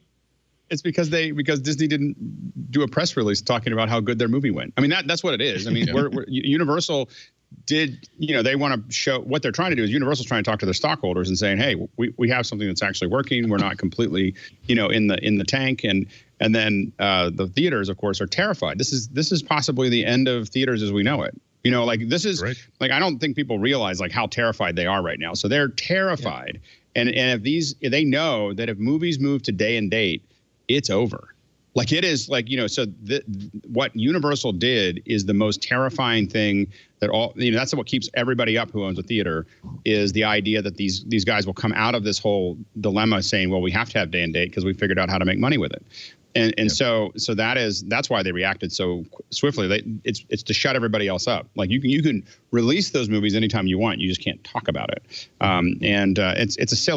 It's silly because we're moving to day and date. I mean, and the number of screens we have is way more than we need. And what we need is about 3,000 or 4,000 really nice screens that only do event films. And this is an opportunity for a lot of old habits that were probably destined to peter out anyway, to go away. I think it was just last week, the Academy of Motion Picture Arts and Sciences finally relented and said that you no longer have to open a movie in an actual physical movie theater in Los Angeles in order for it to qualify for the Oscars. Now Apple can premiere a movie on streaming. Netflix, all these other services can premiere movies on streaming, and they will still qualify. All they have to do now is make that movie available for the private Academy-only streaming service that's used just basically to screen movies for consideration. And even that might be an interesting change, because remember, Spielberg himself was opposed to Netflix being able to get movies considered because, this was just, I know they opened in a theater, but this was a streaming movie. One of the arguments that they were making is that they can't, a movie that that was designed for theaters and have like a 6-month window of exclusivity before being available to home video. It has a natural disadvantage because people will see it if it's on Netflix. Whereas people will maybe not get around to seeing it if they have to go to a theater to see it. So we might see. People were joking earlier about how the Harley Quinn movie, the Birds of Prey movie. Oh well, if the only movies that will be entitled to Oscar consideration are the ones that open before March, Harley Quinn might be the Best Picture nominee this time. But we might have. But the great thing is that if we're creating a field where the medium through which most of the voters are seeing these movies is the medium through which most people see movies, we might stop seeing, here's a historical drama set 30 years ago in Hollywood. That's now the hot contender. No, maybe the Avengers movie or the Star Wars movie that everybody actually saw and loved has a better chance than before. So but Alex is right. The idea of people getting out of the habit of going to the movie theater to do stuff is a super dangerous and probably not reversible effect that this could have. Well, and again, I've said it before. I mean, I don't think it's worth it unless it's going to be near perfect video and audio, which is the only thing that I consider worth it is IMAX and the Dolby Cinemas. And really just Dolby Cinemas at this point. And so, what about VIP with booze and snacks, Alex? Does that entice you? I hate that. He brings his own. No, the thing is like, it must be so hard to be Alex Lindsay at the movie theater. Now you're dealing with drunk people who won't turn off their phones. That's worse. No, it's so easy. If I want booze and snacks, I stay home. I have you have a nice system. And you just stay home and watch it. If you want to watch a movie and experience it, I go without. I still get popcorn, but we usually finish the popcorn by the end of the previews. And so, but I think that we have way more theaters. The bottom line is we have way more screens, not more theaters, but way more screens than we need today. The kind of movie that succeeds no longer needs a small screen. So those little screens that you have that they play on the second, 3 weeks or 4 weeks or 6 weeks of a film, get rid of those. Those screens, just get rid of all of them and have one or two great screens that are maybe turning faster, that they're changing every week, every 2 weeks, every 3 weeks. Like if you look at the cinema one in San Rafael, it only has one screen. Incredible. Yeah. It has one screen. Now it's hard because the problem it has is that with the contracts that they have currently, what theater owners need to do is move towards being able to turn faster. So one of the things that happens is when they sign a contract that says I'm going to take Star Wars, they have to keep it there for X number of weeks. That's part of the deal, right? And the way that they get charged for it is the movie studios get the lion's share of the money. If you pay $12, I think the movie studio gets like $9 or something out of it for the first couple. That's why popcorn's so important to the theaters is because they don't make any money for the first couple weeks of a film because all that money goes back to the studios to pay it off. Now with this day and date happening, the big negotiation that's going to go on back and forth is, the theaters might carry it, but they're going to want more money up front. And then they want to turn that faster. The reason they hang on to those movies for a while is because they don't make any money for the first 2 or 3 weeks, and then they make money on that tail end. They make a lot more money, and so what they need to do is be able to make sure that they're making money on the first 3 weeks or the first 2 weeks, and then they turn it every 2 weeks, instead of keeping it there. And that's an entirely different math. But that's when you're seeing AMC doing what it's doing, you see Universal doing what it's doing. You have to remember that there's a big chess game going on. This isn't like guys being they're all negotiating for a better rate. So this isn't as emotional as it may look. Everyone's trying to get something out of it, and so it's an interesting puzzle that'll be more interesting over the next 18 months. Tim Cook must have a very good staff writer, speech writer. I doubt he writes his own speeches, but if he does, Tim, kudos to you. He gave the commencement address at The Ohio State University. I thought it was really moving. If you get a chance to watch it, it's up on YouTube. The first line, it can be difficult to see the whole picture when you're still inside the frame. But I hope you wear these uncommon circumstances as a badge of honor. I really like everything he said. He said, fate comes like a thief in the night. The loneliness I felt when we lost Steve was proof that there is nothing more eternal or more powerful than the impact we have on others. Those of us who can look back on this time and remember inconveniences and even boredom can count themselves lucky. Many more will know real hardship and fear. Others still will be cut to the bone. And while we turn to our loved ones and friends for comfort, think hard about those whose impact on your life is more distant, but no less meaningful. Really a beautiful speech from Tim Cook in his Ohio State polo shirt, not wearing cap and gown, but recommended. Wasn't there a rumor that Aaron Sorkin tried to help Steve Jobs with his famous Stanford address? And Steve just wrote over everything. Yeah, but Steve's Stanford address also iconic and never to be forgotten. And I think this might be also one of those. I'm really impressed. A lot of celebrities have been doing virtual commencement addresses and stuff, but I'm very impressed with Tim. And I wish you give him credit. And he loves like Kennedy and Martin Luther King and a lot of the real classic Amelia Earhart, T.S. Eliot, Franklin Roosevelt. Yeah, he brought it all in there. It's a really well done speech. And it really is a great opportunity for those of us who watch these companies, because if it's not 100% written by the marketing department, and this certainly does not sound as though it was even partially written by the marketing department, it's an unusual opportunity for a CEO to express what his or her broad thoughts are. Yes. And even outside of a keynote, outside of a marketing call, outside of a results call.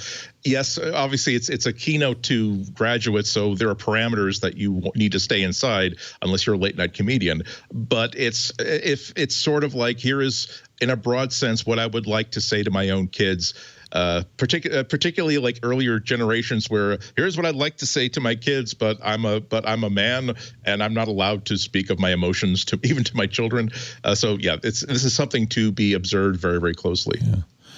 I think he's a deep fellow. I think we've known that for a long time, but this speech absolutely confirms it. He also is very patient. Apparently, he spent 11 hours teaching Warren Buffett how to use an iPhone. Oh, no, hours, not 11 hours. It was the iPhone some 11. Apple Care support call. Right Okay, Warren. Well, I love the fact really at the end they pointed out that Warren Buffett didn't bring his iPhone to the interview for that because he said it might ring and I don't know what to do with it. Like I still don't quite understand the process. So it's hysterical. He said, and it's nice because there's so many CEOs who are like just utterly destroying themselves on social media, not just the big ones that we know of, but just so many of them that are showing an absolute lack of compassion and insight and consideration and caring, or just the wisdom to have a communications team sit between them and an open microphone. Right. And then you have people like Tim Cook, and even like Bill Gates is retired, but there are others that show you that these people can put humanity before their own egos for short periods of time. You get that feeling about Tim. He seems like a very humane and deep person. So let's wrap this thing up with your picks of the week. Speaking of deep and humane, Renee Ritchie, what's your pick this week? So I didn't have my link ready, but there's this weird little game out from Impending. Phil Ryu does a lot of really good, really famous games behind the scenes, but he made a little app called Hello Kitty for his daughter. We've been playing with it. We played with it on iOS today. It's hysterical. Oh, I missed it. Yeah. So he just coded it together. You're talking about Here Kitty? Yeah, Here Kitty. Sorry, Here Kitty. No, I don't want to get him in trouble with the Hello Kitty copyright people. No.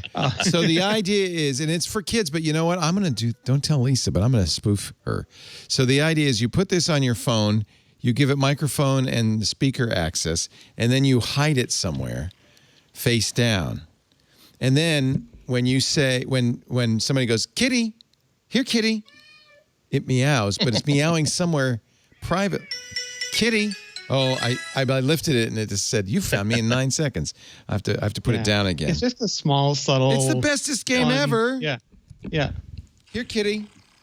I kind of want to have the goose go after it and see if the goose and the kitty can become friends. Kitty. Here, Kitty. Where are you? Kitty cat, where'd you go? And if you don't know Phil, like he's been the graphics power behind really famous apps like Camera Plus and some that famous talk show hosts hold on their head and all sorts of like really top shelf, top quality, top grossing apps. So when he does something just for fun, it's like when Cable Sasser does something for fun. You know, it's a work of craft. It's perfectly done. It's like the beautifulest, simplest.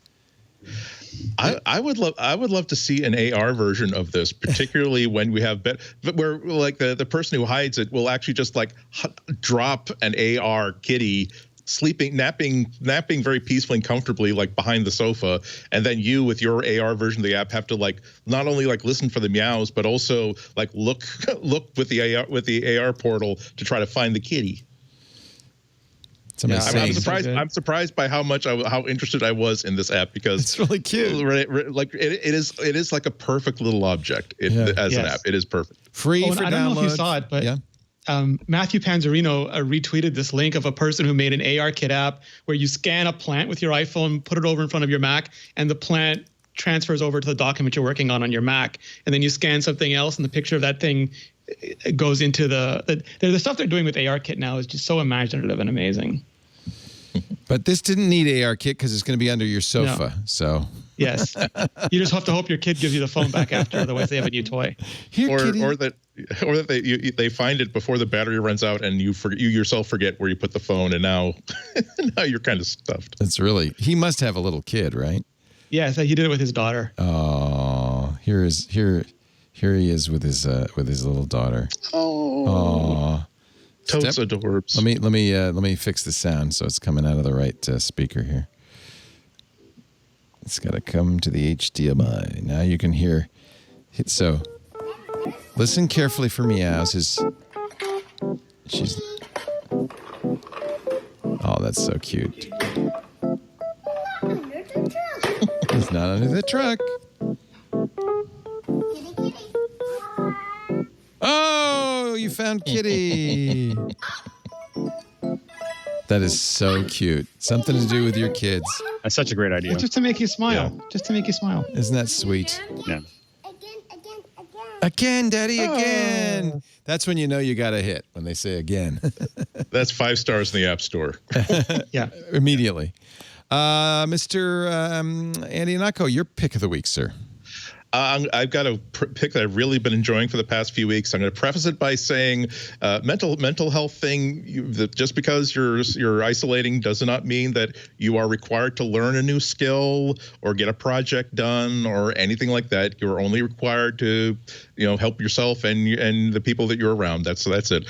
I happened to get really bored a couple of weeks ago and checked out Blender once again. Blender is a free open source 3D rendering system that the last time I checked it was way too hard for my poor little pink brain, and it wasn't very, very well documented or supported with tutorials. But the version that I installed a couple of weeks ago, it's not a for funsies sort of app. It's for people who can do real professional. Excuse me, Alex can correct me if I'm wrong, but can do what looks like really good professional work with it. But if you want to start learning how to, I wonder how difficult it would be to model this room, or I wonder how difficult it would be to just make a donut, and then all you of start Babylon with 5.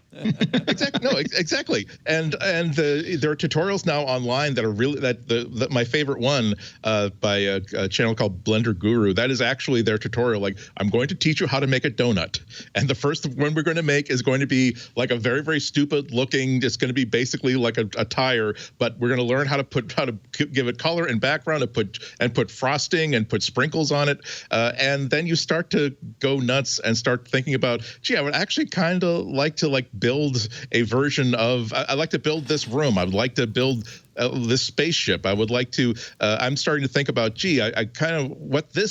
I took this kind of okay photo of a landscape last year, and the lighting was great and the colors were great. It really needs a Death Star right there in that corner right there to really set it off. And it is now at the point where if you have some time to learn how it works, you can actually have fun with it and play with it. And it is one of those creatively enabling tools. Things that whether you want to do animation, whether you want to do still images, whether you want to doctor up photos, where you have fewer limitations now in what you want to do versus what it takes for you to actually do it. There's a learning curve, but I found myself failing in interesting enough ways that encouraged me to keep working. And like I said, it's free. Just download it and give it a try. If you can't get through the donut tutorial, all you lost was 3 or 4 hours, which means you got 3 or 4 hours worth of more of episodes of Columbo to get through from your binge watch. That's right. I think it's an incredible value. I mean, they've come a long way too. It was one of those things that 10 years ago it was pretty hard to use Blender, and now, especially in their partnerships with real-time, some real-time platforms and so on and so forth, they have really accelerated the ability, because people just want some version of something that they can build assets and publish those assets. And so a lot of the tools have gotten a lot better incredibly quickly. And so I think that Blender is a great place to do exactly what Andy was talking about. I mean, I use Cinema 4D because it's really pushed towards broadcast, and graphics and those types of things, and I've used it for a long time. But I think that but Blender is an incredible value for. I can't believe what they're giving away at this point. Yeah. So if you definitely want to explore 3D and to start, figuring out whether it's something you might be interested in.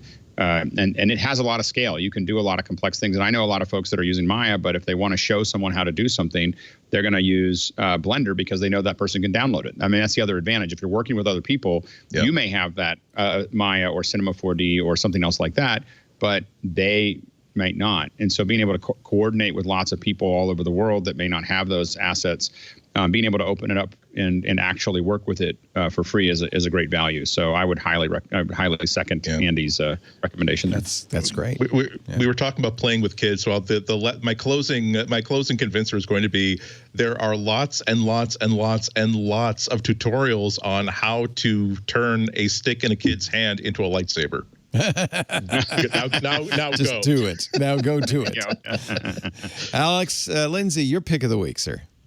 So we have someone in our alumni that has an update, and so I want to make sure that we recommend it or talk about it a little bit. Emery Wells, our in episode number 1 of MacBreak, Emery Wells was one of the hosts, and his company is Frame.io, and he is just hitting. That company is hitting at all cylinders. So this is Frame.io. What they released today, and they released just a couple hours ago, is Frame.io transfer. So this is something that lets you actually transfer your files, whole file structures. Before it was just kind of like put up an image and we'll review it, and you can have a series of those. But now you can put up whole folders. Doesn't get that far away from being able to. You're not that far away from Dropbox at that point, we'll just say. So, so you're really being able to store a lot more of your footage up there and interact with folks. They're now allowing for people who do what I do, you get worried about people sharing the content. So now when people look at the content, you can have a watermark on it. And so that helps a lot as far as security. You're always worried about passing that footage around and making sure that people don't share it. And turns out you put their name on it, they share it a lot less if it's burned into every frame. It takes all the fun out of it. And so invite-only access for enterprise, which helps a lot. You can now download stuff onto your phone and work on it on the plane and put it back up. After Effects integration. So these are all the things that came out today, and it is the app that everybody I know is doing review processes. If you're working in post, this isn't a live app, this is a post app.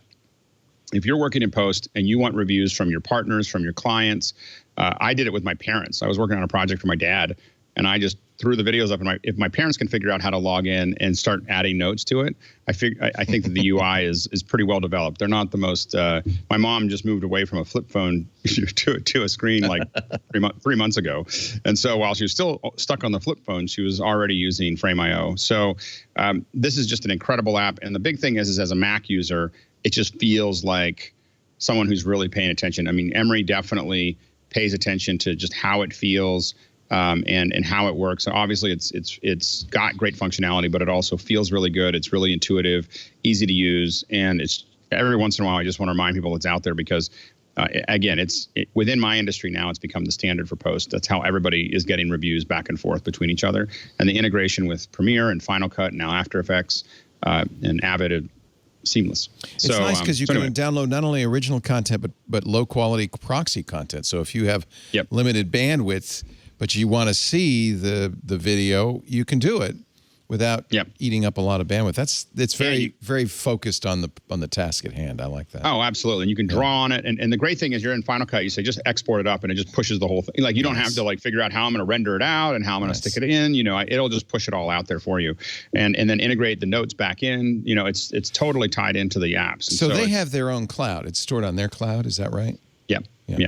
I mean, I don't know where the cloud is. Yeah, most likely it's Is it Amazon free? Cloud, What does it cost? It costs I think I believe it's like $14 a month for like 3 people or maybe one person to use or something like that. It's not. Let's see here. It's or $19. I'm sorry, $19 a month. You get a seat, which means that you can put stuff up and people can look at it. But you can kind of work on it solo, and then you start making teams at about $50 a month. So it's it costs a little bit. You do have to be a professional to want to use it. That's fair. But I mean, for the price, it's amazing. Yeah. That you can do this. So nice. it really helps a lot. Yeah. Frame.io on the web. It's so good. Oh, you use it too? Yeah. I don't use it as much because I don't edit with a team yet. But whenever people when I do collabs with the YouTubers, more often than not now I get Frame.io links. Interesting. You just they work so That's what so you quickly. want. So easily. You want to get all the YouTubers. I mean, this is really the standard. It's become something that everybody's using for this kind of work. Oh, that's great. Well, good for Emory. That's fantastic. Yeah. And it's not some big company that made it something that everybody's using. It's just really well done. Yeah. Yeah. Does exactly what you need to do. Yep. I will be a little self-serving and just remind people that we have a new short show. We're doing a bunch of hands-on shows, and if you're a MacBreak Weekly watcher, you might want to watch Hands-on Mac. It's so much fun. Oh, you're very kind. I wouldn't expect somebody it is with so much fun. Your knowledge to do it. But this week we did Spotlight, and it's fun for me to do because I learn all sorts of extra stuff that I never had any idea. The things you can do with Spotlight. It's like watching The Lab with Leo and the old shows again. I love it. Oh, thank you. And we are going to be doing starting next week. It's going to be a little bit interesting. We're going to do homebrew, and we're going to then do brew file. So we're going to get a little hardcore in the command line. So go to twit.tv/HOM for Hands on Mac. And don't you love Anthony Nielsen made some great album art. It's so nice. It feels so retro and lovely and vintage. Hands on Mac. Thank you for letting me plug it a little bit. It's brand new. We only have 7 episodes out, but we have a couple more coming in the can and more all the time. Super. There is some last minute news, and that is the new AirPods Pro firmware is out. So if you were trashed by the previous one and tried to roll back, I don't have no word yet on how well it works, but the new version is out. Would you do it via the iPhone, right? You have it on the iPhone, and then it copies over. Some people had active noise canceling problems after the last firmware. I was fine, but a lot of people were really ticked off by it. So hopefully this fixes it for them. Interesting. We did. I haven't updated my AirPods Pro, so I'm glad. I guess I dodged a bullet there. Yeah, maybe I'll wait a little bit longer. Yeah. Renee Ritchie's YouTube new video channel is youtube.com/Renee Ritchie. Must watch, subscribe, ring the bell so you get notifications. The only thing I'm doing that with, by the way, is Renee Ritchie's fabulous show at Renee Ritchie on the Twitter. Great to have you, Renee. Is it still freezing in Montreal, or has it started to dry up? It snowed this morning, but it was really hot the day before, so I think it's trying to confuse us. Maybe it's trying to put out those cell tower fires. Maybe that's what they're doing. I don't know. We'll see. Good Lord. All right. Well, stay warm or something. We're going to have 87 degrees on Friday, so we're getting hotter and hotter, which is not good because that's when the fires begin. Andy Anako, you can hear him on WGBH Boston Thursday? Friday, probably 11:30. When the mayor decides to break in, it's usually at noon. So we moved up to 11:30. Does the Boston mayor sound like Mayor Quimley on the Simpsons? If you're not gonna be Kevin White, then you don't scare me. I could be anybody's behind. When I was growing up, you had Mayor Kevin White, who else you used to always talk about the great city of Boston, and like, oh, that's a bad lisp for okay. He should sound like Mayor Quimby. If he doesn't, you're just missing the boat.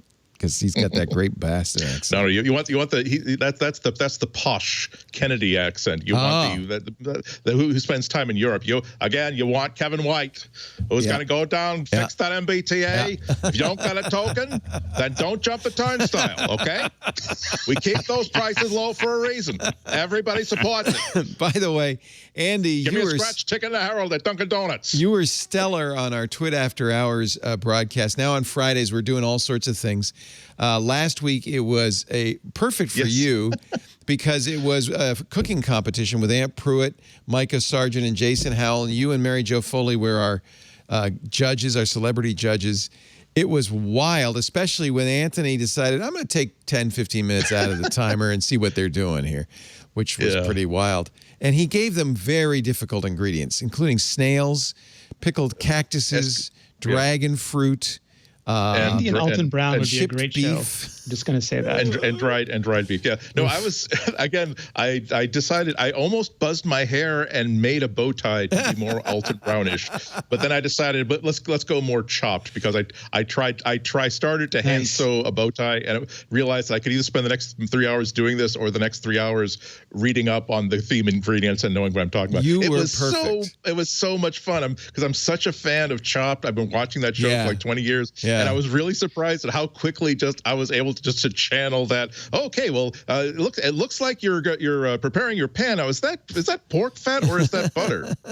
Like, it was so good. It was so good. It was fun. It was fun. Thank you so much for whoever thought to invite me because I had so much fun. You couldn't have been more suited to the job, and it's on our events feed. I think that's twit.tv/events. I'm going to guess. Let me see. There it is. Twit After Hours. And it's also on our YouTube. We're going to do another one. There they go. There's Jason and his girls. There's Micah. There's Ant. I won't tell you who won, but it was definitely down to the wire. It was wild. Yes. Wild. And you dressed so nicely. I was glad to be here. Again, I thought that if it was either going to be, I either have to be Alton Brown or have to be dressed like one of the judges on Japanese Iron Chef. I almost asked them, please introduce me as Lower House member Andy Anaka. I'm glad we take it seriously. And look at Micah's just adorable in every show. Oh, it's so cute. This was such a fun show, and Ant was like, her. I'm gonna win this one, and he did, man. Everybody wanted to win. Everybody took it seriously. That was my only fear is that look, I'm mixing in Pop-Tarts and cold cereal. No, people were like, serious. Okay. No, it was like, no, they wanted to win.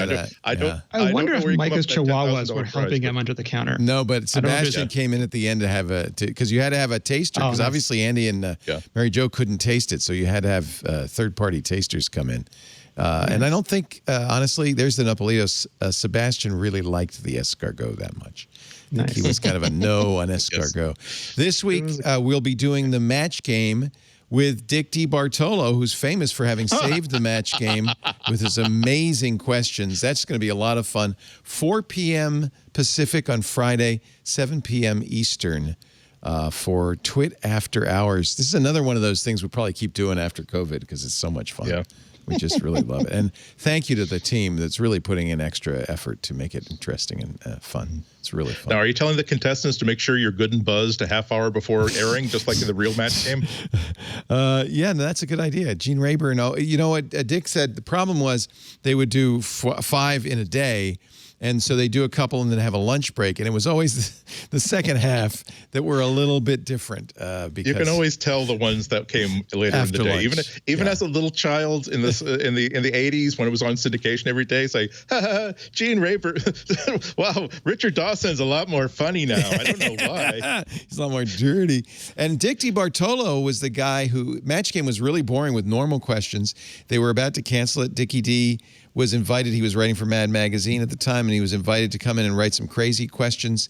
He was the one who came up with Dumb Dora and all of those and all the innuendo, and it saved the show, and it gave it many, many, many more years of life. So we should have a lot of fun on Thursday, the match game on our... Say again? Friday, not Thursday. Match game after hours. No. After hours Twit with the match game. I don't know. A Mark Goodson, Bill Todman production. And, of course, Alex Lindsay. He's up at 6 freaking a.m. to do a Zoom call with everybody. If you need to hire the best team in the business, 090.media, Follow him on Twitter, Alex, Lindsay. And, of course, youtube.com/Alex Lindsay to find out more about the Zoom event. There's a link there at the bottom or in the comments of the video. Anything else you want to plug, sir? Nope. Okay. Just happy to be here. I missed you guys. I haven't been here for a while. I know. We missed you. Missing them. So, yeah, it's good. It's Folks good to be at back. home, tell me what you think. Am I on a green screen or is Alex on a green screen? One of us is. Is Alex a green screen? Is Alex a green screen? One of us is on a green screen. Ready? Yeah. Ah! Oh! Such a good green screen. I guess that's not Zoom you're using. You can you can tell a real pro because the amateurs will shave their heads so that they'll matte better on the green screen. That's right. It's the pros that keep their normal hair. Alex shaves the real world. Well, the funny thing is that so I'll say just one little thing about it. This is why I think it kind of works. Is number one is that that's your real studio. Well, that background is actually my living room. My wife has allowed me to put allowed me to put the rack here.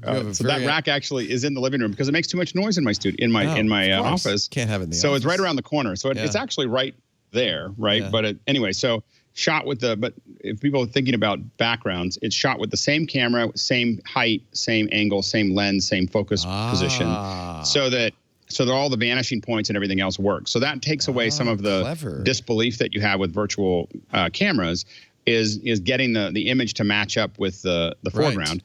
And then so that's a piece of it. And then what I'm using, what I'm actually using for the key is a Blackmagic Constellation, which is a big switcher, but what's important is to know is that this little box here, this little has the same keyer as the one that I'm using. So, and now we got to get it. What it does differently is that it is not a chroma keyer. It is a linear keyer that is based on the Ultimat. So, Blackmagic bought Ultimat. Wow. And so now the Ultimat 12 is amazing. I mean, the best keyer I've ever seen live. But they took a simplified version of it and put it into all the way down to this little mini. So this mini is like the best keyer right now for the price ever made. And so it happens to do switching as well. He's talking about the Blackmagic ATEM Mini, which is only $300. I'm going to be using it in my home studio. Yeah, you got to. Yeah, I was lucky. I got it before COVID. Unobtainium. Yeah. But so I'm going to basically we're going to do the same thing. I'm going to bring my cameras in. We'll shoot all the backgrounds, and then I'll just go home, and you'll never know where I am from now on. You totally make that work. Get that front camera there. Could do the whole thing. Yeah, we'll talk. We'll figure it out. You know what I really need? I don't have a green screen. I need to get a green screen, and then I need lights because you have to light the green screen completely flat. Right? Well, the funny thing is, I'm actually not really lighting this green screen very well. If you look at it, it's got all kinds of shadows and everything else. It is uniform. The trick there is that it's a Lycra green screen made by a company called Composite Components, and the only ones I know that make these Lycra screens. You can stretch it, spray it with water, and all the wrinkles go away. And so I literally have. I bought piping at the hardware store to do it. So it's literally just not lead piping, but just steel. It's stretched plumbing. Yeah. And it's just stretched out against it. It's like a 10 feet by 10 feet by 10 feet, and I just stretched it out. How did you hold the fabric? You have clips or? The fabric. So I use garter belt, the little garter belt ones with the little. I don't know if I have any. Yeah, I know what you're talking about. Yeah. So. Anyway, so you latch those on and then you just spin them around the pipe. Perfect. And it allows you to pull them really tight. And if you do it correctly, you can pop them off real easily too. So that's what I use for. As you know, I have a predisposition towards real sets like you have, Renee. So I've been dressing my office. My issue was I'm also not as good as Alex. Well, I was delaying doing this for. Probably 6 months. I had parts of it built and everything else. Right. And when this COVID thing hit, I was just like, well, I got to start doing something. And I didn't have the set to do it. And I didn't really have a budget to do it either. So I was like, you know what? I have a green screen laying in the garage. I'm just going to put the green screen up and I'm going to figure it out and figure it out. But it wasn't what I planned. And I like physical sets too, because I feel like there's a lot like this kind of works with the other cameras that I have, but it's a little, the rest of it. I bought new furniture, but I do need we must have extra lights lying around, right, John? I mean, nobody's using that set or that set, so maybe I'll bring some lights. I do happen to own a few things. I can bring some lights home. Yeah. Totally can. Just mostly what we're worried about is not COVID. We're fine doing this studio, but the fires, which will probably come back to Northern California in a few months. And our power was out for a week in last August or September maybe, and I expect that to happen again. So we need some remote locations. I think a lot of people are trying to figure out remote locations. Yeah, it's a good time to do it. Except if you don't have the gear. If you have to get the gear, forget it. You'll never get it. I'm waiting for it. It's going to take me 2 weeks just to get the little dummy battery to put in my A7 so I can power it. Even those are back ordered. Good Lord. It took me forever to get an AC adapter for the C500 because Canon decided not to make one. Oh, nice. Well, it's probably good. You probably saved money by getting a third-party one. Renee Ritchie, thank you so much. Got to watch Renee on YouTube. Alex Lindsay, thank you so much. Got to watch Alex on Zoom. And Andy Anako, thank you so much. Got to listen to him on WGBH in Boston. Thank you all for joining us every week for MacBreak Weekly. I love doing this show. It's so much fun to get together with my friends and talk about Apple stuff. I hope you enjoy it too. We do it every Tuesday right after iOS Today. So tune in early, 9 a.m. for iOS Today, 11 a.m. That's Pacific time for MacBreak Weekly. That'd be about 2 p.m. Eastern time. It'd be about 1700 UTC. The live streams are always available on our website, twit.tv/live. There's audio and video there, so you can just tune in, leave it running. But you can even do that with your voice assistant. You can say, Echo, play Twit Live, and it'll just play it, or Google or a HomePod, and just say play Twit Live. Sometimes you have to say on iHeart or on TuneIn or some other thing, but usually get those going. If you want to hear the latest version of any show, same thing, just say the name. You could say, Echo, play MacBreak Weekly, and or sometimes you have to say podcast. I can't understand why it sometimes gets it and sometimes doesn't. Of course, you can get on-demand versions of everything we do at our website, twit.tv. This show is at twit.tv/mbw. We also put it on YouTube. You can watch there. That's fine. We love that. Best thing, though, the thing I would love the best is if you would subscribe. That way you'd get it every week. The minute it's available, you don't even think about it. Just listen to it when you're in the mood. Pick out Pocket Cast or Overcast or Apple's podcast, whatever podcast client you like, and subscribe to MacBreak Weekly. Thanks, everybody. Time to get back to work because I'm sorry to say, break time is over. Bye-bye.